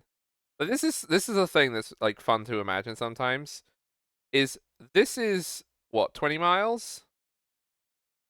Imagine the force of water to like of a wave that smashed through a entire ridge of land. Just like punched through it. It's insanely powerful. It's like when the Mediterranean filled in again after the last ice age. Something similar probably happened. There was land. There's a land bit of land between these two. And the water just smashed through it. And then flooded the entire Mediterranean. And I think the Mediterranean, it took about 100 years for it to fill. Might have been 1,000 years. I might have missed a zero off that. No, I think it was only 100 years. Because the water, the last ice age when this was cut off, this was water. This was water. And there was a little bit in here, but the rest of this was all drained.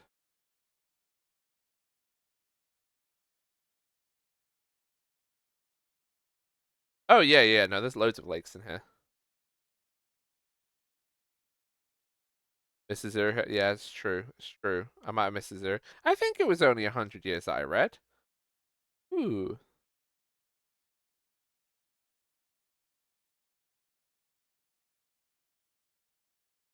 Yeah. And it went across, I believe. Another one that's fun like that is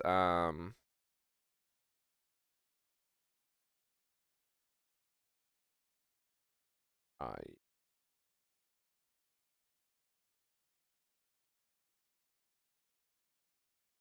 Somewhere.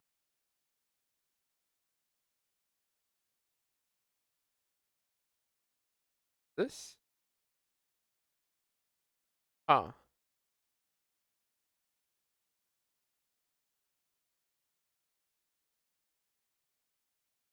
I thought there was one which had the name of it. There was a national park. The same thing happened with a glacial lake in America. That there was a glacial lake here, and it broke and it smashed through here. Came out there, like the Scablands or something, which is somewhere in here. Like all broken rock and stuff.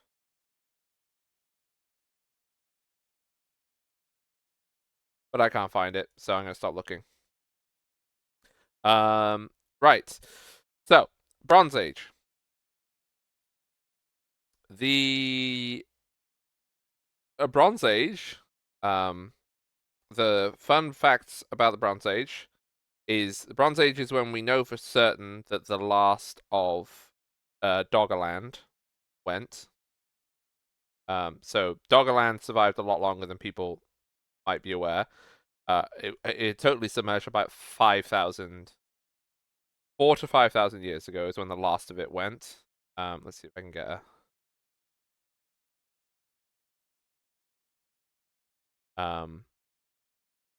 So here we go. This will do. So this was separated, like I said, with the thing being broken. But obviously in the last ice age, the lower land was drained of water, and so Britain got connected back to Europe several times. But the ridge had gone that was connecting it. Then this is the end of the last ice age. These are the breakdowns of it. Wait, what's this? Oh. That's not right. Yeah. So 16,000 years ago, which is when the ice started to melt, half that time, all of this had gone. You can also see these rivers. I'll show you in a second. The rivers are still visible. And then 7,000 years ago, Dogger Bank had most likely become an island, probably with people still living on it. And then by 3000 BC, which it doesn't cover this all the way down to there, it finally was gone. But the reason why it went is, again, those lovely natural disasters. A series of them, but one of the biggest was, you see, looking along the continental thing here, how there's this break in the continental crust here. Hopefully you can kind of see what I'm talking about with this.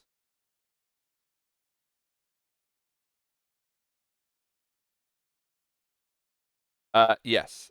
So there was a mega tsunami that the Storegga landslide caused. And it drowned it repeatedly, Doggerland, until the land was inundated and just lost to the sea. But it did not happen in one go, is the most important part. So it is hopeful that the people who did live there were able to leave before it sank. But probably not all of them. And those rivers that I was telling you about earlier, you can see them. If this was higher resolution, you'd be able to see more of them, because these rivers go all the way over to connect to their modern counterparts, because all this used to be land at one point. And then there's some in here as well, and you can see all these river channels. Not all of this was above sea level, but a good chunk of it. All these little islands.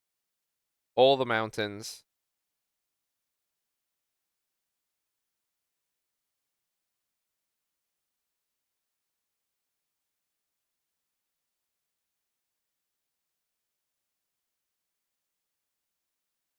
Any of these actually? None of these are inhabited anymore, are they? They're just lighthouses. Yeah.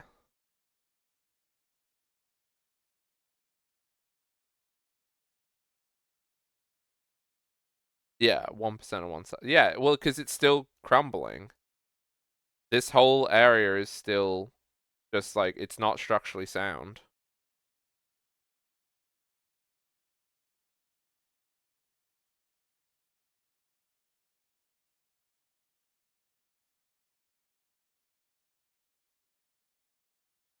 Minnie, what are you doing? Sorry, Minnie's being very sus.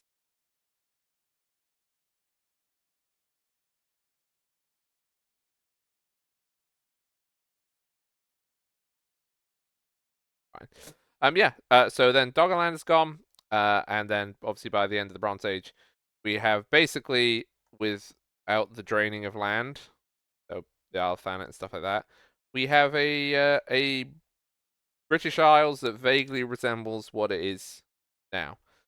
And that is when we'll get to the Iron Age at approximately, well, the Iron. No, I guess I'll cover the history, the two historical trends, because we are now into history. We are done prehistory, and also a lot of tangents. But I need to BRB for 5 minutes, because I need to go feed some cats. And also I'm gonna get another cup of tea because my mouth is very dry, and tea helps with that. So I am going to go to the BRB screen and turn up the music. And then we'll be back for the Iron Age. Well, the Bronze Age into the Iron Age. And then we will see where we get to. Thank you all. Will there be a post history? I hope not. I hope that we'll continue to write about history. I mean, I'll be out of a job if we don't. Well, I don't have a job, so I guess I wouldn't be out of a job, would I? Okay. Thank you all for watching so far. The history shall return very shortly. Burp.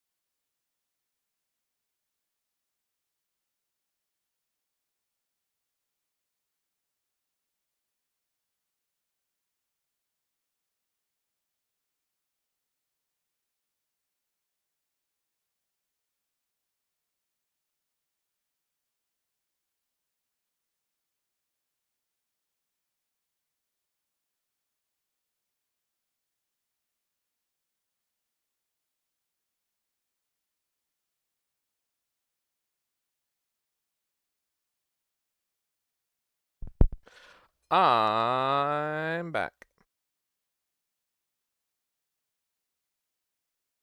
And I have a cup of tea.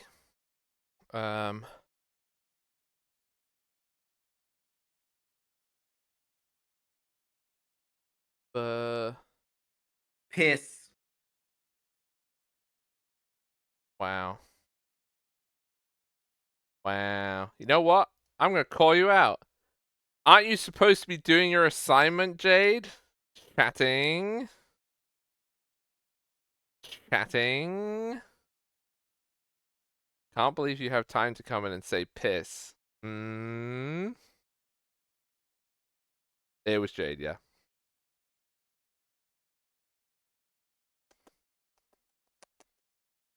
Oh, Gwen made you do it. That's fair. Honestly, that's a good defense. That's a good defense. Wow. Everyone does it once. Okay.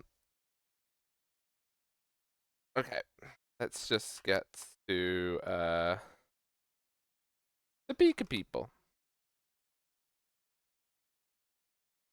Bum bum bum bum bum. Because I want to see if I can find some pictures of it.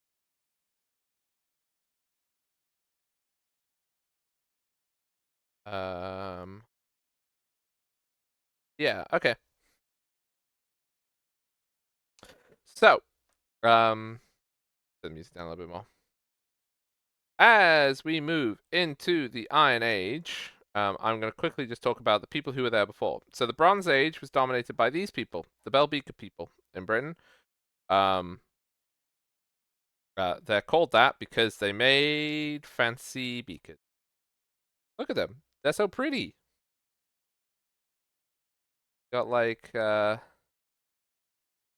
would press string into stuff to give it like a nice corded pattern and stuff, and they would decorate all of these beakers in different patterns.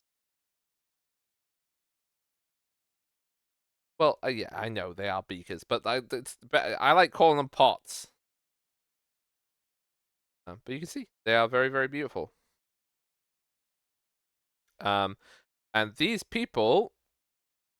Oh, hello, Merlin. Hi, coming up to hang out?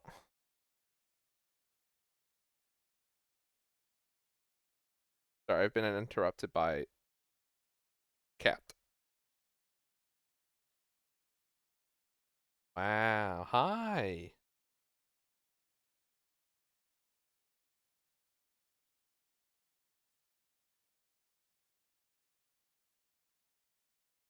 Okay, he's settled now. And they were replaced. Sorry, displaced is a better term. Obviously, like there's all these genetic studies and stuff. But Iron Age peoples arrived and displaced the earlier Bronze Age peoples. What are you doing? Sorry, he's done something to die. Issue.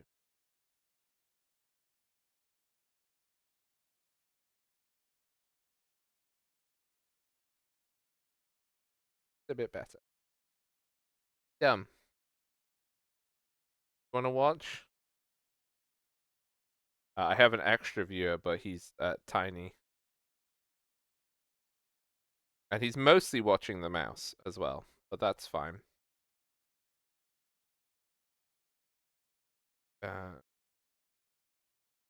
Oh, cool. I actually didn't know about this.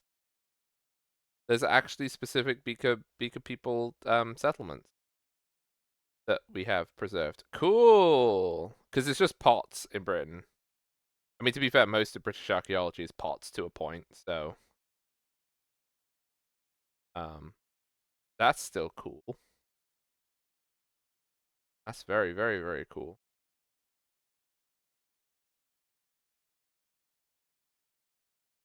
But yeah, after them, we'll get to the Iron Age. Now, the Iron Age is I'm gonna do two things for the Iron Age because I want to introduce. I'm gonna talk about what the archaeological evidence is, but I want to talk about the historical sources to do with this as well. So basically, there is a historical narrative in British tradition. British in this sense means historical Welsh. But it is the myths of ancient Britain, which corresponds to things to do with the Iron Age. So people will know the connection between the Iron Age and Greek myth. So the Trojan War of the Iliad fame and the Odyssey is supposed to have taken place approximately 1200-ish BC. Which corresponds approximately to the arrival of iron into Europe. Now, the connection is tenuous, but it's still there. Basically, here, Macedonian culture, which was centered not Macedonian, frickin' Mycenaean. Why did I say Macedonian? Macedonia is all the way up frickin' here. I meant the other one, Mycenae. So Mycenae, which is where Agamemnon's from, if you remember your Iliad. Mycenae was a powerful king, and the entire culture was called Mycenaean culture. There was also a related culture in Crete, which was Minoan culture, which came a little bit before it. The connection between them, people have different opinions. Not the king that hated being cold. No, Agamemnon's the one who sacrificed Iphigenia.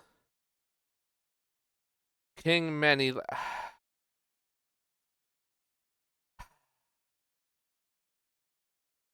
I'm suddenly very tired, everybody. Menelaus. Yes, I know who you mean, Menelaus. Fine. It's fine. Yeah, Menelaus was the king of Sparta, or the king of Lacedaemonia. Sparta is the capital of Lacedaemonia. But anyway, they went off to Troy. They had a big old war. Lovely time. Loads of people died. You know it. You love it. And after this heroic age of Greek culture, there is a dark age period where basically something happened after that era, and the megalithic architecture, or the Cyclopean architecture as it gets called. I'll just show you the reason why it's called. Oh, that's not where I wanted to go. I will show you the reason why it's called Cyclopean. You'll also notice it from some of my things, because I've been to Mycenae. This is why it's called Cyclopean. Because the ancient Greeks believed that this could only have been built by giants. So the heroic age of Agamemnon, Odysseus, and all that lot, they were more powerful and bigger than regular humans, because these places were associated with them, and look how crazy their architecture is. They must have been more powerful and all the rest of it. So there was an association in Greek culture as well with these things. But after this period, there is a Dark Age period. And if you've played, what's it freaking called? Total War, the totally historical one that we did. It's Egypt, but I don't think it's called Total War Egypt. I can just literally open Steam. Total War.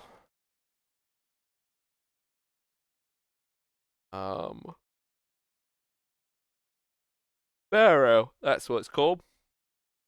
So, which is one of the more recent ones, also deals with this. There is a thing called the Sea Peoples, which are an unknown group of people who obliterated a bunch of cities and cultures around the Mediterranean, and that the Egyptians managed to stop from completely destroying them.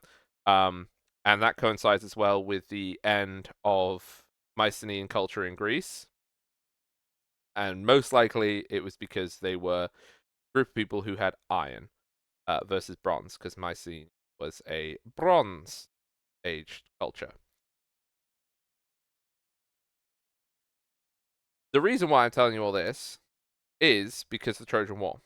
So Rome, which is where it will come to get to Britain, Rome has a version of the Trojan War in which Trojans fled from Ilium, Troy, to Rome, Aeneas.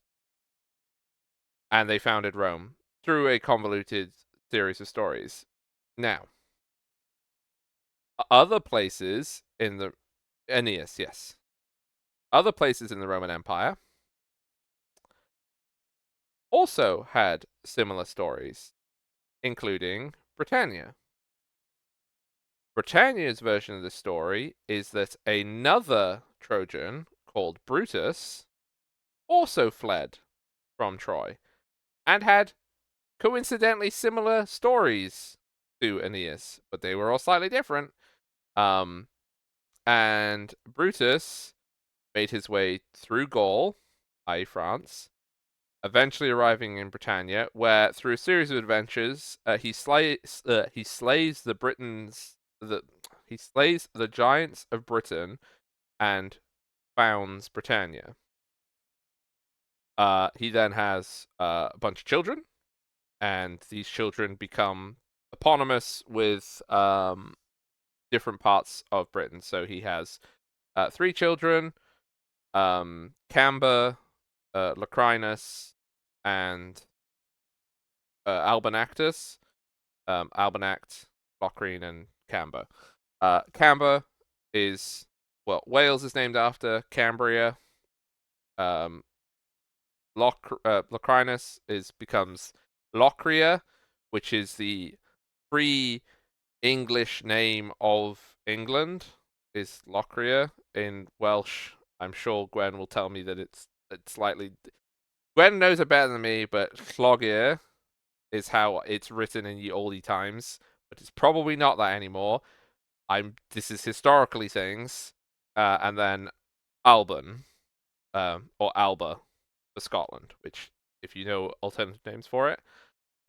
There's also a cousin, Coroneus, which is Cornwall. So, and that tradition, or that version of history, is mostly influenced by Geoffrey of Monmouth, but it is preceded by a lot of the same stories from Welsh myth. Now, I, the historian, am going to say what I think that it is that I think that a lot of local legends, a lot of like local British legends from pre-Roman times, were combined with the stories that they had during the Roman period, which lasted 400 years, and synthesized into a version of narrative which was both things. So some of the stories, which are very different from the stories of Aeneas, but the basic narrative of fleeing from Troy, overcoming all these problems, and then creating this thing, absolutely is influenced by Roman things. So the reason why I bring it up is because this all happens in that time period of when the Iron Age happens. But the funniest part about this is the Iron Age doesn't actually really get going in Britain until a little bit later. I think it's like, so it arrives in the Mediterranean around 1200. I think it's like 1000 to 800 is when it arrives into Britain. And then you have the arrival of Celtic culture by about 500. And Celtic culture is the Celtic culture that you know and love, that everybody is connected to. It's the hill fort nerds. It's the druids and all of those things. But they're an Iron Age culture, and they originated somewhere vaguely over here. and then boop, boop, boop, boop, boop, boop, boop, boop, over here. We all on track? I'll just get them up. There you go. See? Vaguely over there, and then they went all over the place. And they were the dominant culture in Europe for a good number of centuries. Yeah, Shark Dog. Unfortunately, I mean, in British myth and in Irish myth, because this is one of the things where you could. This is where the whole giants thing, and you can tell that there's something there that's preserved from an earlier, more connected culture, because Irish myth and British myth are very, very much in agreement that the giants get shafted by all the great heroes. Like, all of the Irish heroes just constantly beating the ever-living shit out of poor giants. And the British heroes are doing exactly the same thing. So, there is something about Celtic culture that really didn't like giants. I don't know particularly why. But something about the islands and giants. Will this be on the test? No, this won't be on the test. Don't worry. There was not gonna be a test. Don't like tall people. Yeah. So here you go. Yeah, you have this division. This division. Just throw cheese at me. Thank you, Rogan. Should have guessed it was Rogan for cheese throwing. I'm very. Hi, Rogan. How you doing? There you go. That's what I am. So we have insular Celts is what we're going to be talking about primarily, which are the Celts that settled in these damp little islands. And they are generally divided, but these divisions.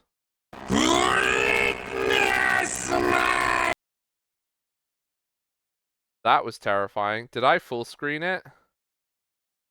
I did, didn't I? That's what happened. I'm really sorry that I did that, Rogan. Thank you very much for the resubscribe. I don't know when I pressed full screen. You feel attacked? Wait, why do you feel attacked? So yeah. So the division between the Gaels and the Brythonic peoples is a division that is much easier to pull out with Roman occupation. So, I mean, I am sure that there are archaeologists who have very strong opinions on these being separate before that point, but from what I know of evidence, and obviously linguistic evidence is hard to reconstruct to that level of precision, we know that there is regional differences, as in, like, in specific areas, some people might prefer to build their hill forts in certain ways, and others in others. Like, I know that, like in Ulster, for example, there's like a tradition of, if I could I see, I've said that there's a tradition of it, but building them on headlands is very common in different parts of Ireland, and also in different parts of Scotland, but that's not necessarily the case in the south of England and like parts of Wales. So, and not everywhere was building hill forts. People were doing different settlement patterns, but there's regional patterns to these, but there's not two patterns, if that makes sense. So there's not like, we know that these were two distinct cultures. But we do know that they became two distinct cultures with Roman occupation. So most likely what happens is the Celts show up in the British Isles around 600-ish, 500-ish. They quickly become the dominant culture in all across the British Isles, and over time regional differences grow. But also, like, these would have been interacting with local people and changed over time as well. So you would have ended up with enormous regional difference, but not necessarily two distinct Brythonic Gale groups. Okay. Now, in terms of what we know about the 400, 500 years before the arrival of the Romans, we know that there was many, many powerful and shifting political entities within Celtic culture. If I go to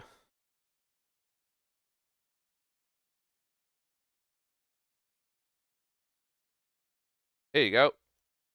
For demonstration purposes, here's a dotty map of all the hill forts in the British Isles. There you go. Now, things that are important to read from this map.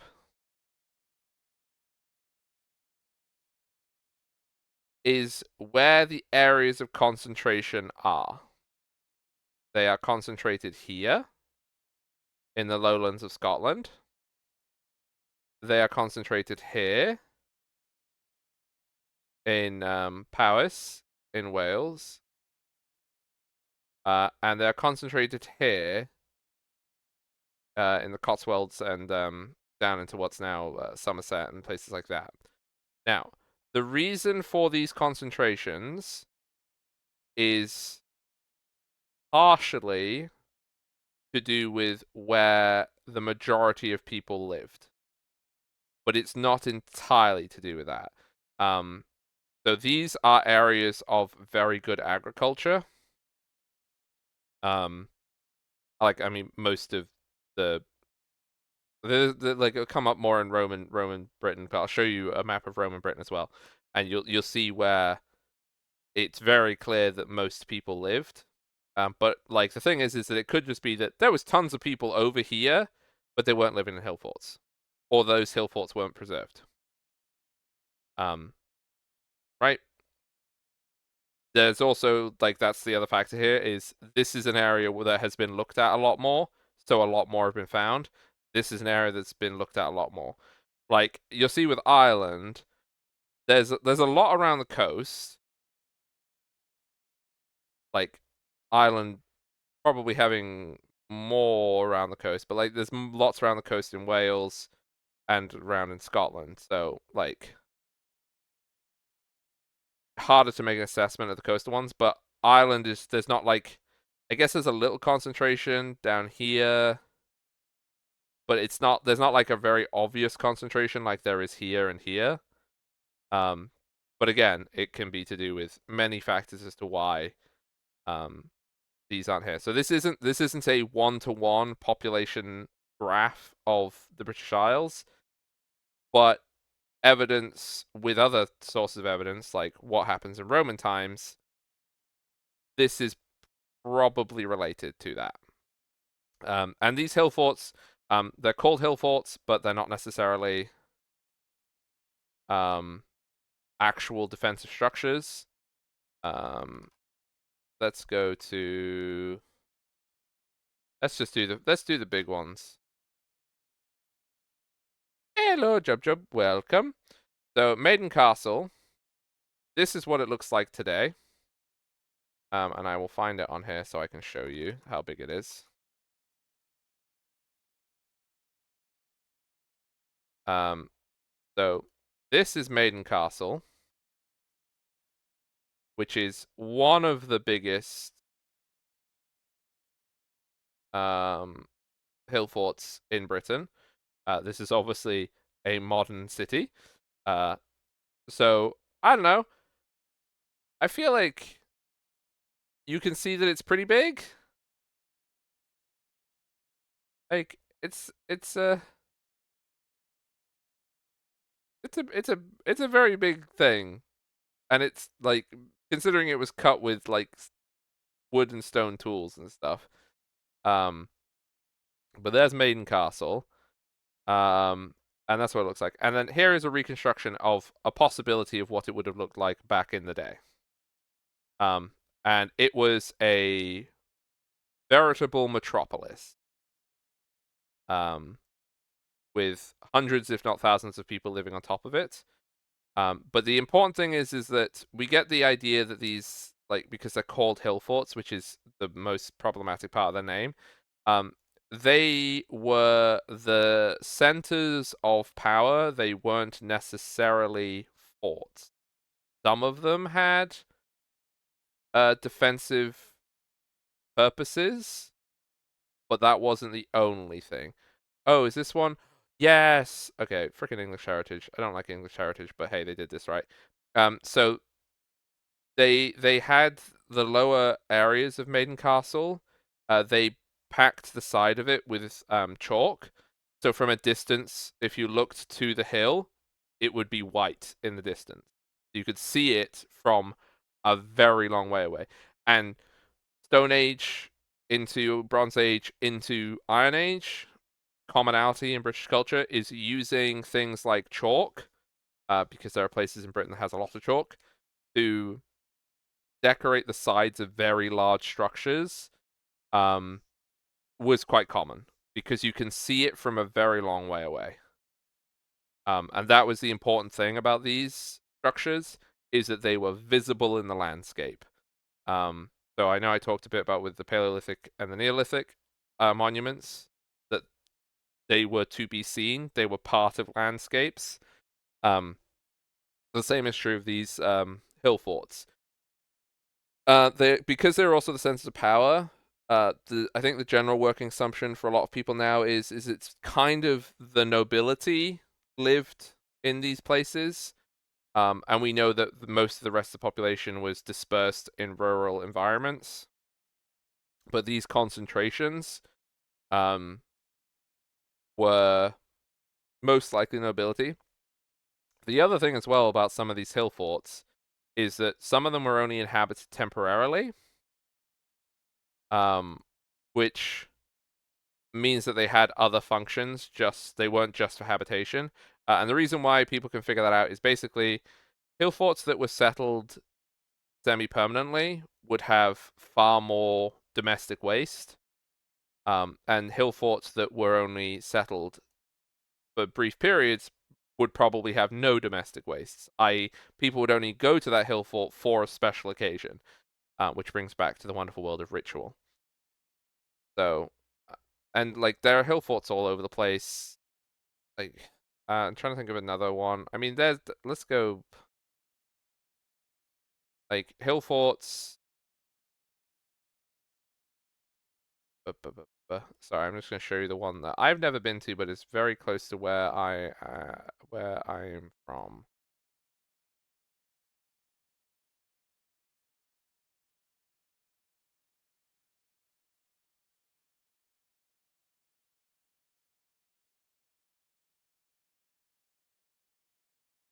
There it is.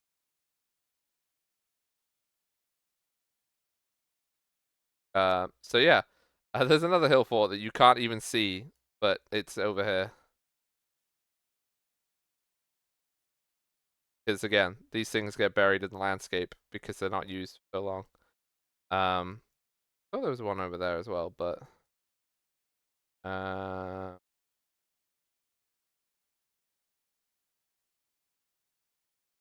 famous one. Let's see. I mean, let's look at Irish hill forts too, because I bet you they're good. I know there's a cool one in Ulster. Yeah, but you can see that, like, okay, here you go. Ring forts, smaller but similar. These are all Maiden Castle. Smaller ones. The ditches is what's important. The ditches is what keeps it isolated. But these are the largest structures that Iron Age peoples left. Yeah.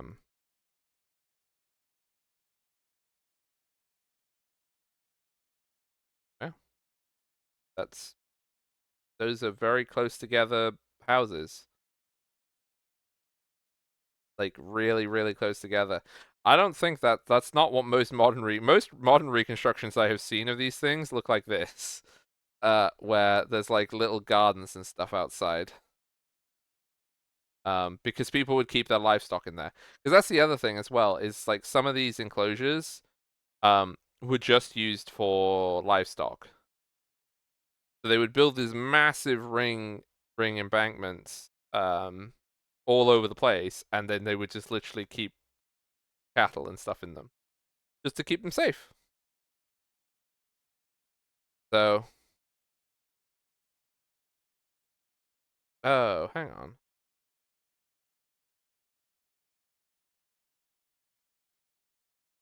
There's a famous Irish one that's fallen off, like it's half in the sea. It is this one. Yeah, here you go. Here's an Irish one.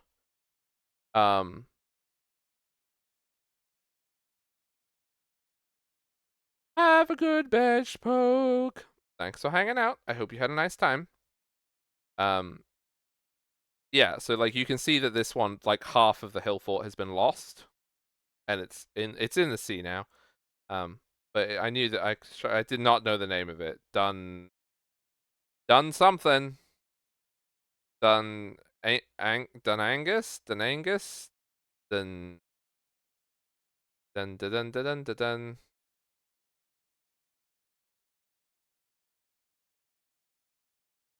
It's the Irish hill fort that's fallen in the sea. That's what I'll call it.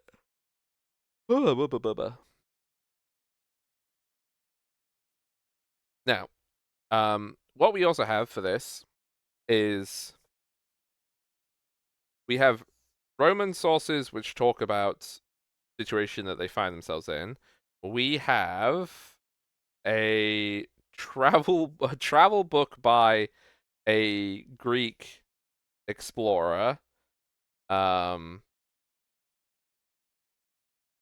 whose name has just gone out of my head. I literally remembered it a second ago, and now he's gone. Oh my god, where has that gone? Come back.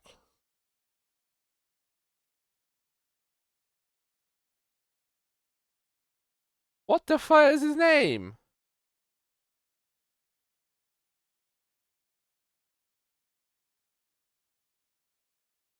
Pythias.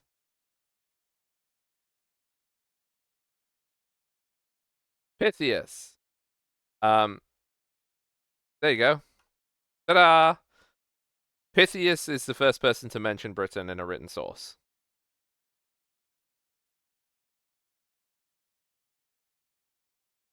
And this is the reconstruction of Pythias's map of the British Isles. Thing is as well, is that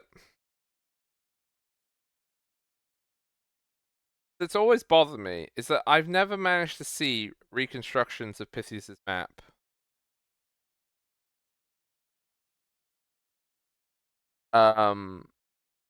Without it being the Latin.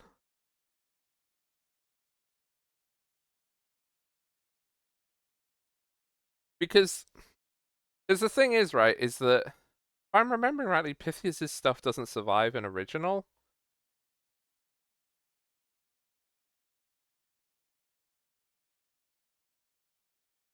Yeah, his stuff doesn't survive in original. It's referenced by Romans. So all of it is, none of it is in what he originally called it. So the reconstruction of what he said is that he called it Prydain, or what you would equivalent to Prydain, which is similar to Welsh, like current Welsh. But the problem with that is that older forms of Welsh called it, like they would use a B instead of a P, and stuff. So like, I'm gonna look into it more because I'm curious now if there is more extent of his original stuff and not through Latin. Because you can see this from Latin, right? You've got Britannica, Hibernia or Ibernia, Britannicus, Insula, like the islands of Britain, or the British Isles. And for the names of the seas, if you're curious, as you can see them on the map, the German Ocean, which is the name of the North Sea and is been the name of the North Sea until about 300 years ago. Which is why when I jokingly say the German Sea instead of the North Sea, I'm only half joking because I would love these to have names that weren't national names, because this does not mean Germany's sea. It means the sea you go over to get to Germany, or the sea you cross to get to the Germans, the sea that you go to get to the Britons. Ock is also short for Oceanus, by the way. So you'll see Ock. They love shortening. You have Virgivius. Virgivis. I've not seen that one before, actually. The Occidentalis, that's the Atlantic. So you see here it says Ocean Occidentalis, so that's the Atlantic. Hyperboreus is the is technically the Arctic Sea, and the Deucaledonus Sea is the sea between the north of Scotland, Iceland, and Norway. So it's not a sea that we separate. It's this, but it might not be all of this. It might just be this. So what this sea is something that it's like come up before, because I've done some stuff on the naming things. So it's what Deucaledonius means is it's the sea beyond Caledonia, which is obviously one of the words for Scotland. And then the Hyperborean Sea is the extreme northern sea, which you can infer to be the Arctic Ocean. But the Deucaledonian Sea could be like the Norwegian Sea, but it also could just be this. So I genuinely don't know, because I tried to figure out exactly what was always meant by it, but it just means vaguely in this area. Hyperborean is basically this, is all the waters past Iceland and stuff like that. Because I don't actually know how many people would not just consider the Norwegian Sea, the Barents Sea, the Greenland Sea, all just part of the Arctic Ocean. Like, if people have opinions on where they think the Arctic Ocean starts, I'm happy to hear it. But these ones are very interesting. Oh, hi Brazil. So hi Brazil. Cantrevi Guailod and the island of Is, which is the Breton version. I think that they are all preservations of stories about things that happened. Because, and literally, my basis for that is,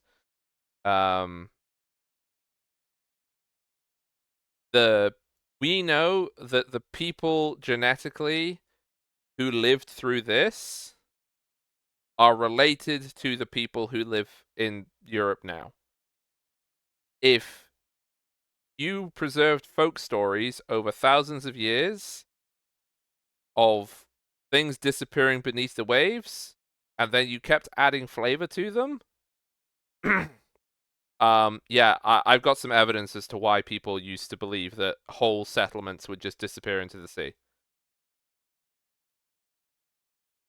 Yeah, because like, so no, that's I need a really big one. Nope, that's not what I want. I want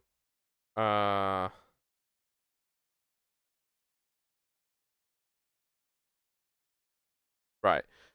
So Here you go. We'll use this one. Here's Ireland. Here is what the land was in 16,000 BCE. 8,000 BCE.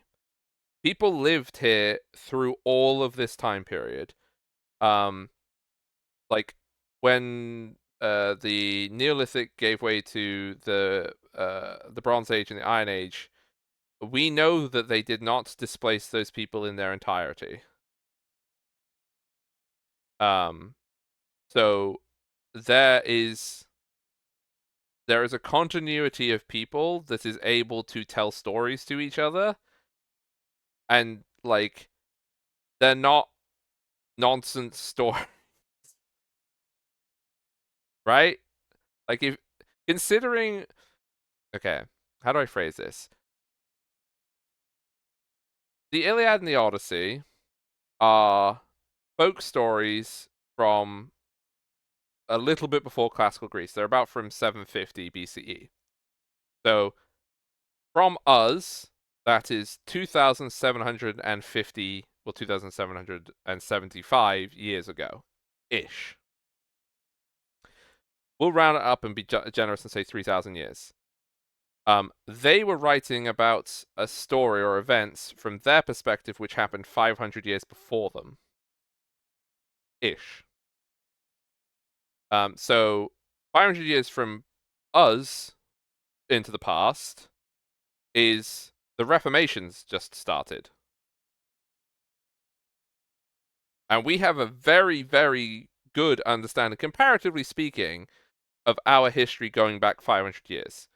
So assuming, and of course, like, we have no reason to assume that there wasn't an interruption for classical Greece, or just before classical Greece, that they would have the same time period. So their information would be better for those events than our information for those events is now. Now, the reason why I do that is the time periods involved with this.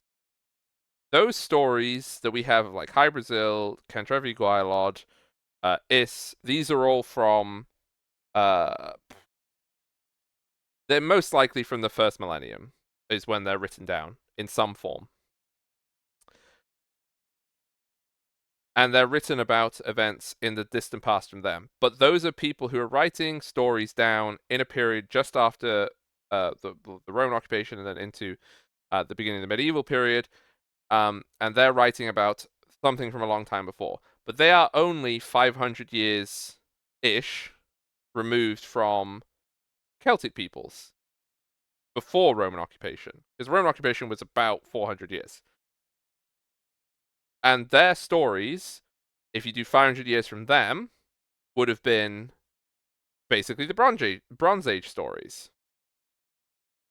So their stories would have gone through 2 sets of cultural exchange to figure out why they are so different from what actually happened, and then multiply that by 10 times. No, wait, way more than 10 times. Like 20 times, probably. 20 times this 500-year thing happening. And that, like, so as far as I'm concerned, that's how you get from, no, these people, like, people did watch hundreds, if not thousands of square miles fall into the sea. They watched this. This happened in people's lifespans. And then 8,000 years later, people are being like, oh yeah, there used to be this mythical land far off to the sea that fell into the sea. Like, yeah. Some of them have even more precedent because Ultimate Google Translate, yeah, basically. But there's some that have even more. So if I go to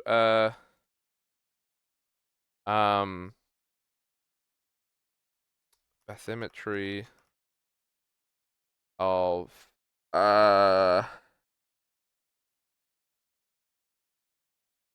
Cardigan Bay. Okay. So this is a very good one. So Cantrevi okay, never mind. No. Yeah.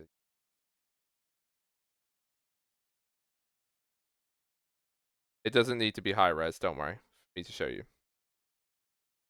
So, Cantrevi Gwaelod is one of these stories that is to do with the story is it's I mean it's a similar story, but it's got its specifics.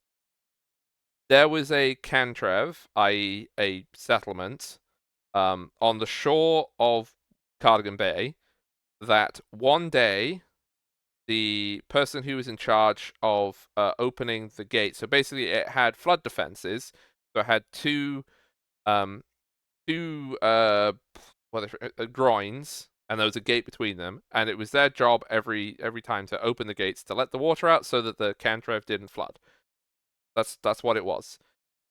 Then the story goes, they didn't do it, or they got drunk, or something cursed happened to them, and this didn't happen for some reason, and the sea came over the defenses and flooded the Cantrev and wiped it out. Now, people have always been like, oh, sunken land, I need to find where this is. Cool. That's all well and good. The thing is of why this story originated where it did in Wales is there are preserved forests on the beaches of Cardigan Bay up here because this land is very shallow comparatively. So there was a point in the not very distant past where it was above sea level, and it is entirely plausible that there were settlements there. And the fact that people, when they're telling stories, they can see in the shore these preserved woodlands or preserved tree stumps, like, let's be honest. There's not like whole trees there, but there is evidence that this used to be land. It's very, very easy to understand how people are like, oh, okay, yeah, so we're right. There is a sunken settlement out there. And there is some basis in truth to that. Now, is this the location of Cantrevi Gwaelod? Probably not. It probably isn't actually a real place. The same thing is true of High Brazil, and the same thing is true of East. But it's the fact that there is a lot that has changed in the past 12,000 years in this part of the world to do with flooding that I 100% believe there is more than a nugget of truth to it. It's just the specifics. Because yeah, like just the sheer amount of land that has been lost in 12,000 years. It's like it is crazy. Because I'm always one that, like, I do think that there is a lot of prejudice that people have had towards folk knowledge of history in Europe, and a lot of sources have been dismissed out of hand because they aren't something. They don't meet certain requirements. So, like, one of the things about my thesis, and like with me talking about the Iron Age and stuff like that, is for the past 200 years, give or take, British history has been taught that, oh, well, we know very little before about 800, well, 750, let's be like 700 to 800-ish. And then, like, we know the Roman period. But we don't really know anything before the Roman period because it's all kind of nonsense. The problem with that is that Welsh sources and Irish sources, and to a lesser extent Scottish sources, they have stories and tellings of history covering those time periods in a reasonable amount of detail. Now, is it all reliable? No, it's not. But our reason for dismissing it isn't because it's not reliable. Our reason for dismissing it is because it's not English. To be blunt. Which is why Bede is seen as the father of British history and not Gildas. And I'm sure that there is an Irish author who is earlier than Gildas, but unfortunately, because of how Irish chronicles worked, they don't necessarily have a name attribution. Because the Ulster cycle goes back before that time period, and I know that one of the other cycles does too, but I don't think that either of those have I don't think any of them have authors. Because they were written by so many people, they just didn't get attributed, and that's a problem. But that's a specific thing for Irish Chronicles. Whereas Welsh and English Chronicles almost always have an attribution, even if it's wrong. So Nennius is a good example. Nennius was a presumably 9th century monk. A lot of people don't believe he was real. And he was just a name that was attributed to him, the Historia Britannicum. But he was, if he was real, that's when he would have lived.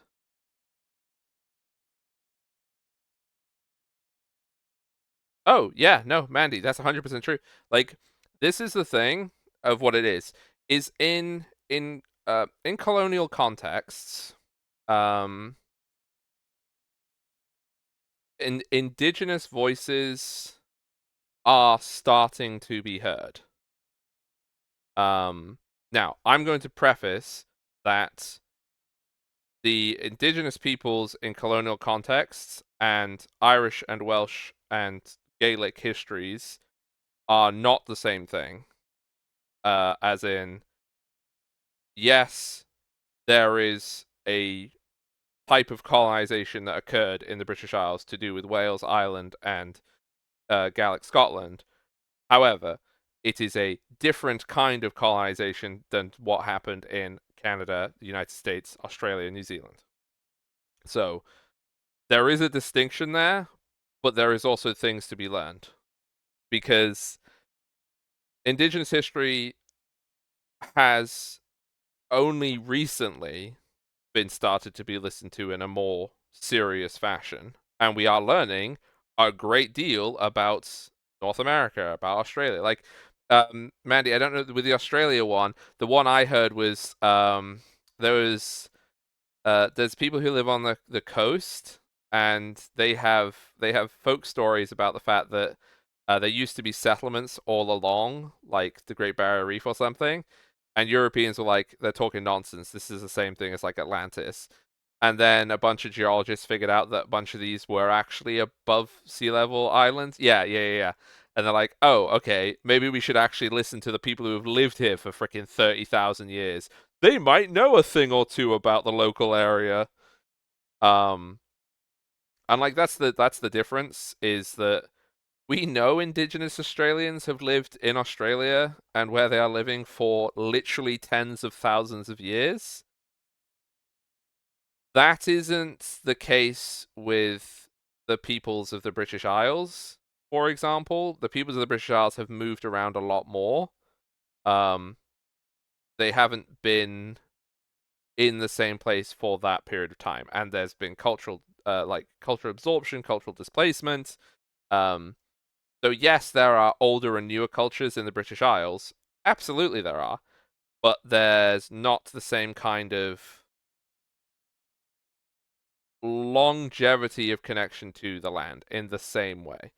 It's different. And also, all of British, like the internal colonization that happened in the British Isles, is almost always directed by one part. Like, Scotland did it a bit when Scotland invaded Ulster with Robert the Bruce, who isn't Robert the Bruce. He's Robert de Bruce, because he's Robert de Bru, because he's Robert of House Bruce. I'm going to call him that because it's what people know him as. Yeah. But he's not. Everybody, he's Robert de Bru. De Bru. Because he really likes tea. No, his name was French, and he probably spoke French too. Anyway, so like they attempted to colonize Ulster, which is like Ulster's sort of Northern Ireland. It's not all of Northern Ireland, but it's most of it. And then obviously English colonization with the Pale and other, like the Pale around Waterford and the Pale around Cork and stuff like that. And of course, like colonization efforts in Wales with the castles, like the castle towns. But these are all different forms of colonization to the Americas and Australia and places like that. So the point still stands that in British history, until much more recently, other sources have been dismissed much more readily. There is obviously now a much larger body and a growing body, thankfully, of Irish history that's being integrated with the rest of British history because, spoiler alert, Irish history is very important to British history. Who would have thunk it? Scottish history.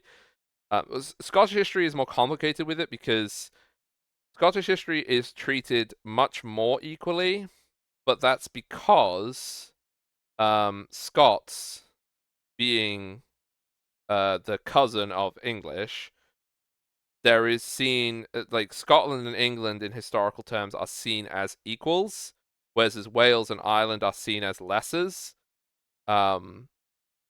Even though, like, obviously half of Scotland, until more modern times, was Gaelic and not Scots. Like, Scots is when. So, Scots originates with the Kingdom of Northumbria. Again, we've skipped. We're going all over the place. But Scots originates with the Kingdom of Northumbria, which Lothian and this area was part of the top of Northumbria. This area in here is not Reged. Reged is this one. This is Galway or freaking what is your name?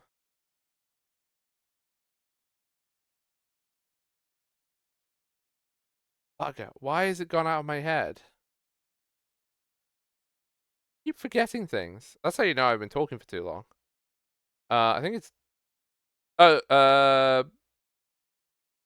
Dunclude?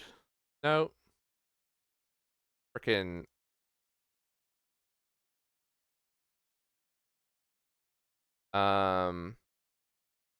Dalriata is the Irish part.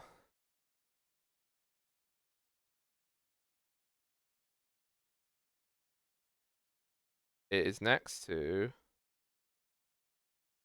Strathclyde, which its actual name is Istradclwyd. There you go. Sorry. Istradclwyd. So Strathclyde. So this is British. So these are the same peoples as Cumbria and down into these are the Romanized Celts is what Strathclyde was. So Romanized Celts in here, Romanized Celts in here. This is Reged and Cumbria. Romanized Celts all in here.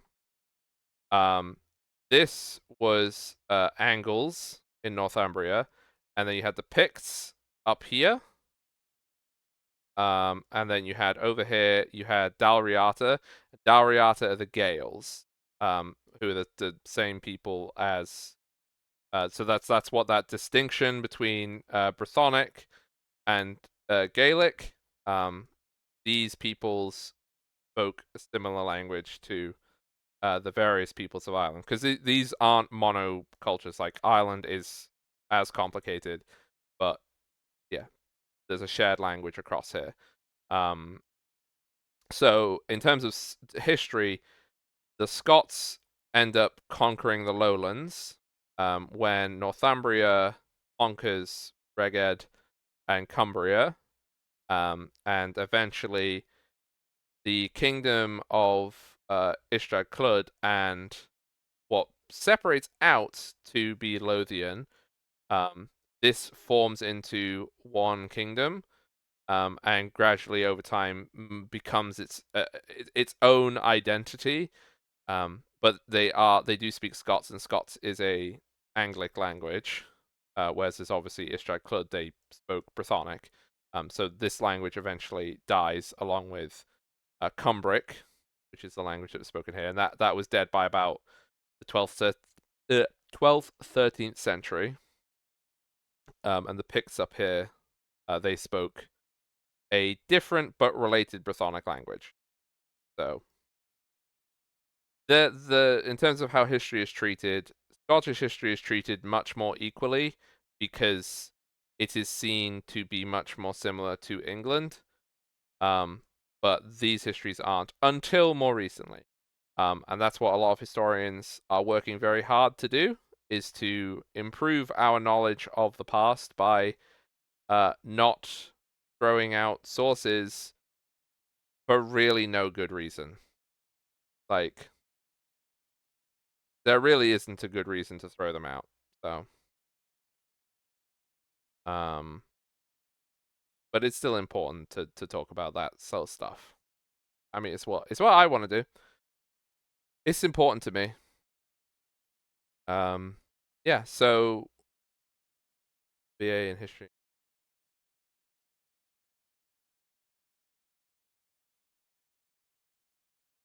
Oh, excellent, Mandy. My stream has been a success, everybody. Also, I'm gonna get us to the Romans, by the way, chat. But I did not realize how exhausting talking for 3 hours straight about history was gonna be. So there will be future streams like this. I don't know how frequent they will be. But I'm gonna once we get to the Romans, I got a little bit more that I wanna chat about. I will start there in the next stream, and I'll announce it before, cause yeah, but it will have to be 3 to 4 hour streams, cause yeah. Oh, my throat! I keep sipping my drink, and then I realize how dry my throat has become. So yeah, that's fine. That's just the logistics of talking. And I do like to witter. So yeah, so in the Iron Age, from Welsh sources, which is what I can speak most strongly from, we know that there was many kingdoms. We know that there was periods of conflict from archaeology. So there are periods where more defensive and smaller hill forts are built. So particularly in Wales, there was a period, and this is presumably to do with instability politically, and people retreat from these larger, like Maiden Castle. They retreat from these larger hill forts to smaller, actually more defensive ones in times of crisis. And we end up with I'm just going to use their map because they have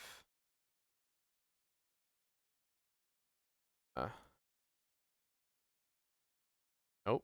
I'm just gonna is Iron Age Britain gonna have the good map? To show you a rough idea. Oh yeah, here's some lovely pictures of so that we are all on the same page. Celtic art obliterates Roman art. Sorry everyone. They were so much better craftsmen. Romans did everything on the cheap. Mass produced, just blech. Whereas these are all these are twisted by hand. Oh, they're just so pretty.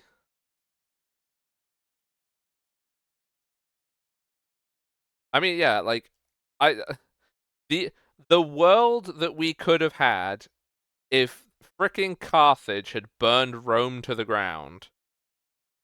Oh my god. It just, oh, it's so pretty.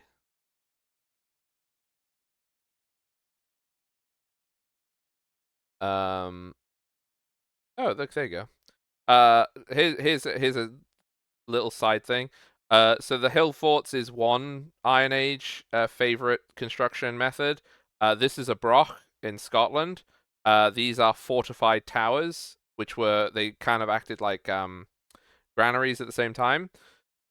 This was a thing that was common in the west coast of Scotland, and sort of kind of in place of hill forts. But hill forts were there too, so it wasn't in place of entirely. Got a white horse. Drawing things in chalk. Like I said, you can see chalk from a very long way away. More beautiful things. I just want to see the freaking map.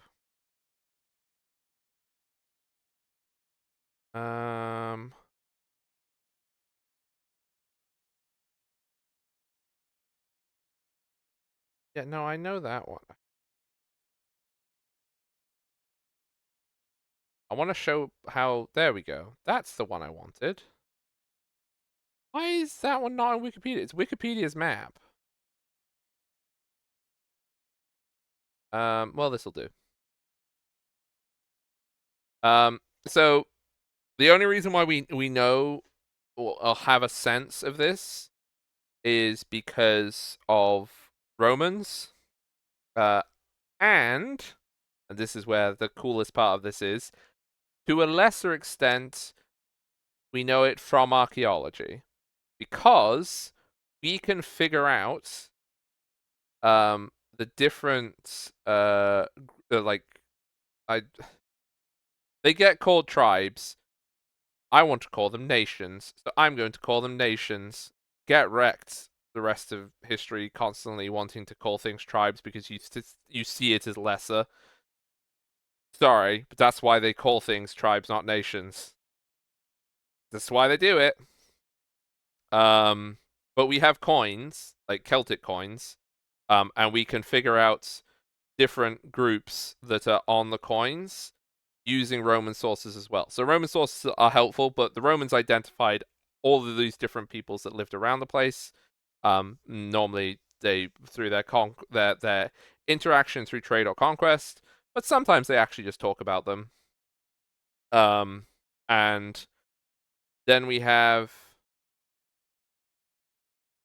yeah, because they are nations, and these were nations. So, yeah, thank you, Nemet. My righteous indignation. My righteous indignation. Like the Deboni, the Silures, the Odovices, the Duratriges, and the Catalavani, and maybe the Iceni, I think we have coins for. Brigantes, sort of.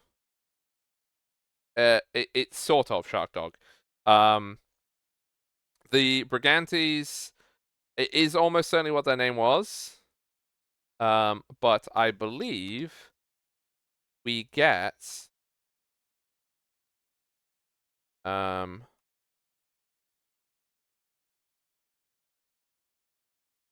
I don't think it's from the same root word. I'm almost positive. But maybe it is. Brigante. Yes. Yes, it is. It's a well, okay, no, apparently it's not. But yes. I'm almost positive it was, but it's not. It's not exactly.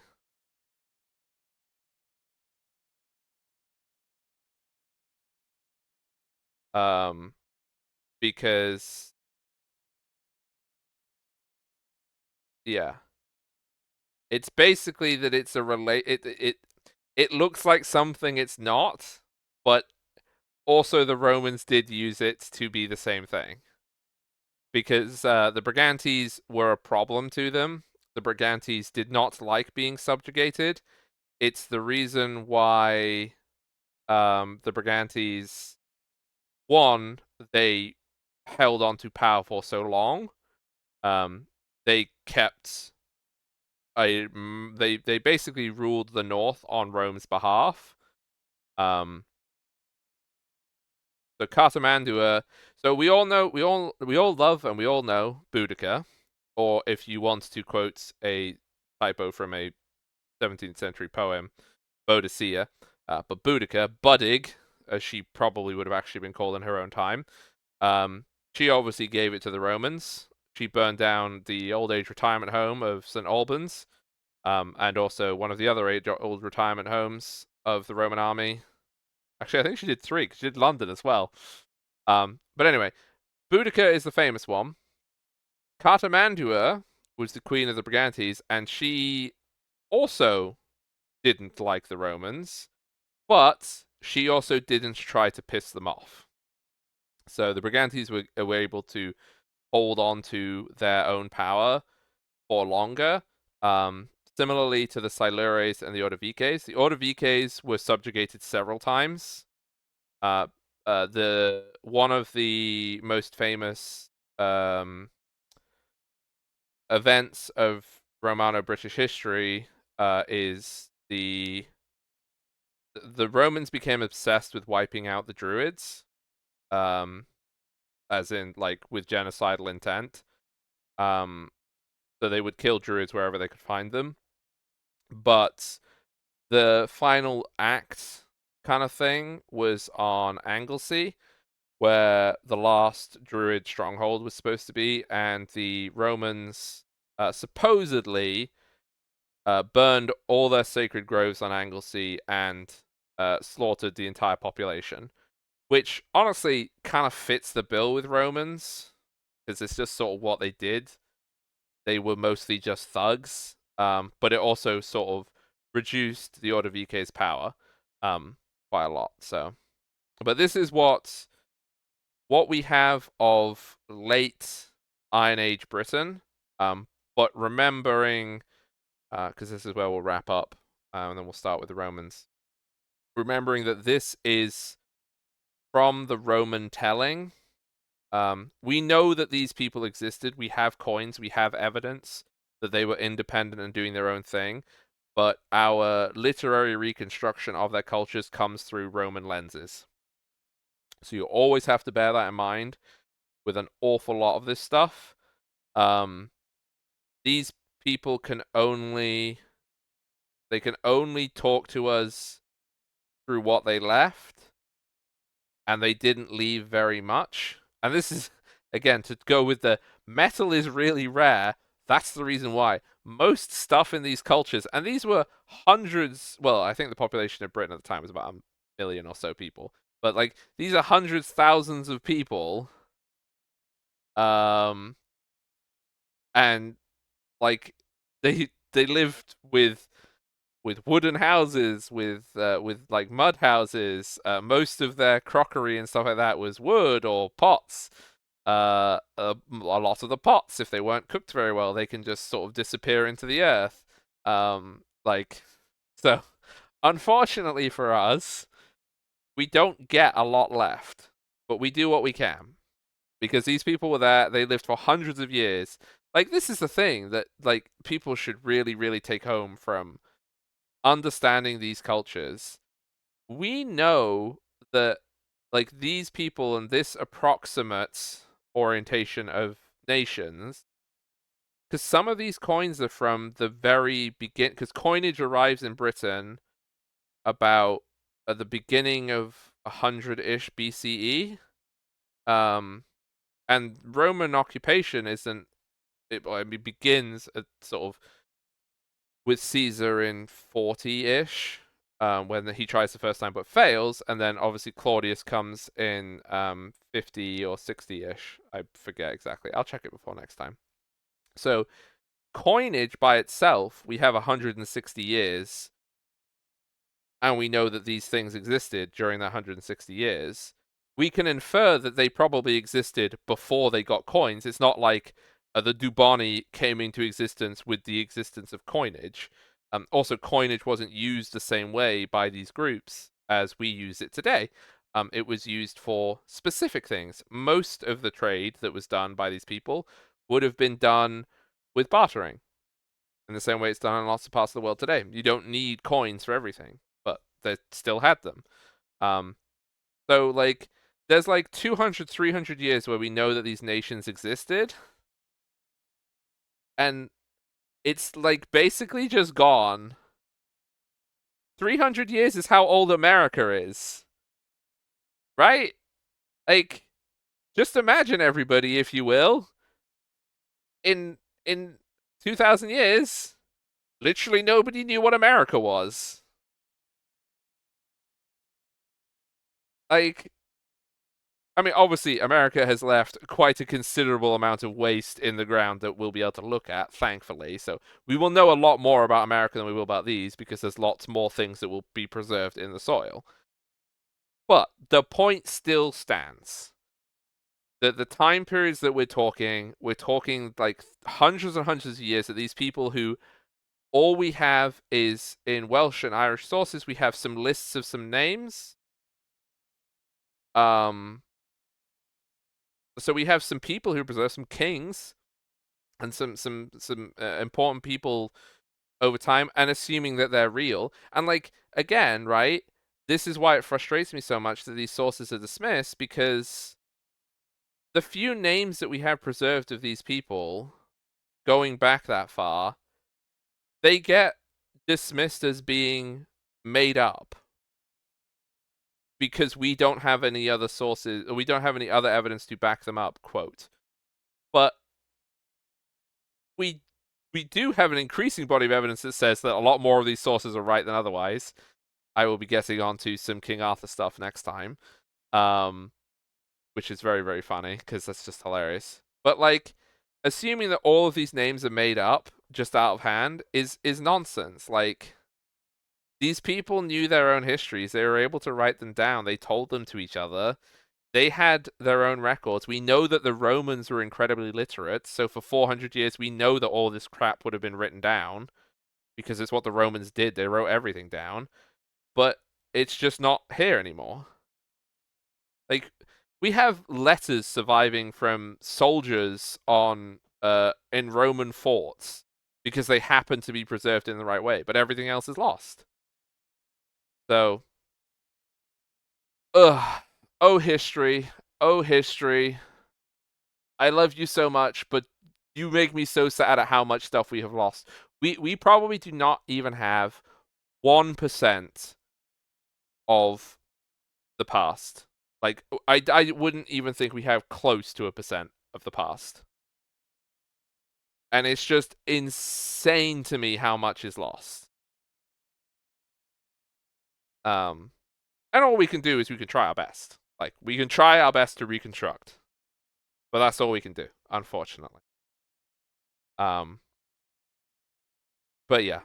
My throat is getting very, very, very dry, so I'm going to have to call it at the start of the Roman Empire. But we will pick up when Julius shows up. Yeah, I have to decide. It'll either be every 2 weeks or every month. Maybe 2 weeks. We'll see. We'll see how I feel and what comes up because I might have to do some stuff. So, but I will try to give people like a week's notice when I'm going to do one of these because this is unbelievably fun. And I just want to say thank you everybody who showed up today because this was so much fun. I literally have spent 11 years of my life trying to be a history educator. So if I can teach a few people a few things about history, I will call my life a success. Because there's so much more in the world to talk about. And this is also with an hour of talking about the Netherlands in the middle of this. So thumbs up to that. Oops, that's the wrong one. Yeah. I'm going to go find someone to raid. But thank you. I will save the VOD. I'm going to make a playlist on YouTube, which will be called basically history, like, I don't know, history VODs or something. It'll have a name that will say history something. That should be obvious. That's true. We're going to raid Shadow, I think. Shadow is doing a chill time in Coral Island. Ooh, that'll be fun, Shark Dog. Lotharingia. Now that's a whole no, Shark Dog. We can't talk about that now. I have to go rest my voice. Holy. To read on the plane. Oh yeah, also Shark Dog, if you could do me a massive favor, if I don't remember to message you tomorrow, can you message me and stuff or message people when you are safe there and safe home? And like stuff like that. Just, it will sound weird, but if you can keep us appraised of where you are, it helps. You know, what with America. So here's all the buttons. Oh, here's YouTube as well, by the way. That's where it will be. Blurp.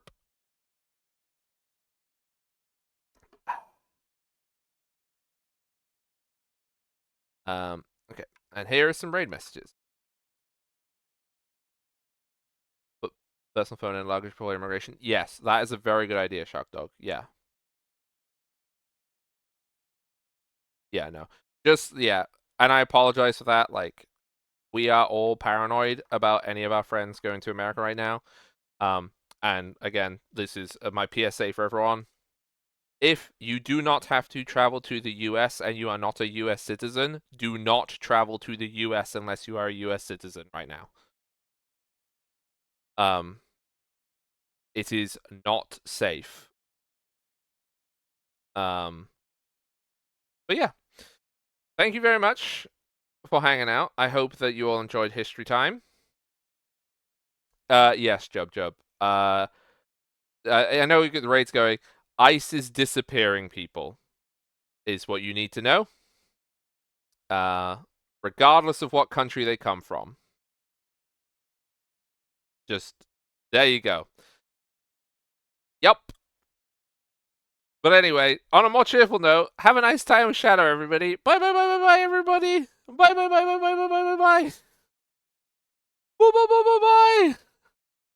Bye. Thank you all so much again. Oh my god, my voice is going croaky. Bye.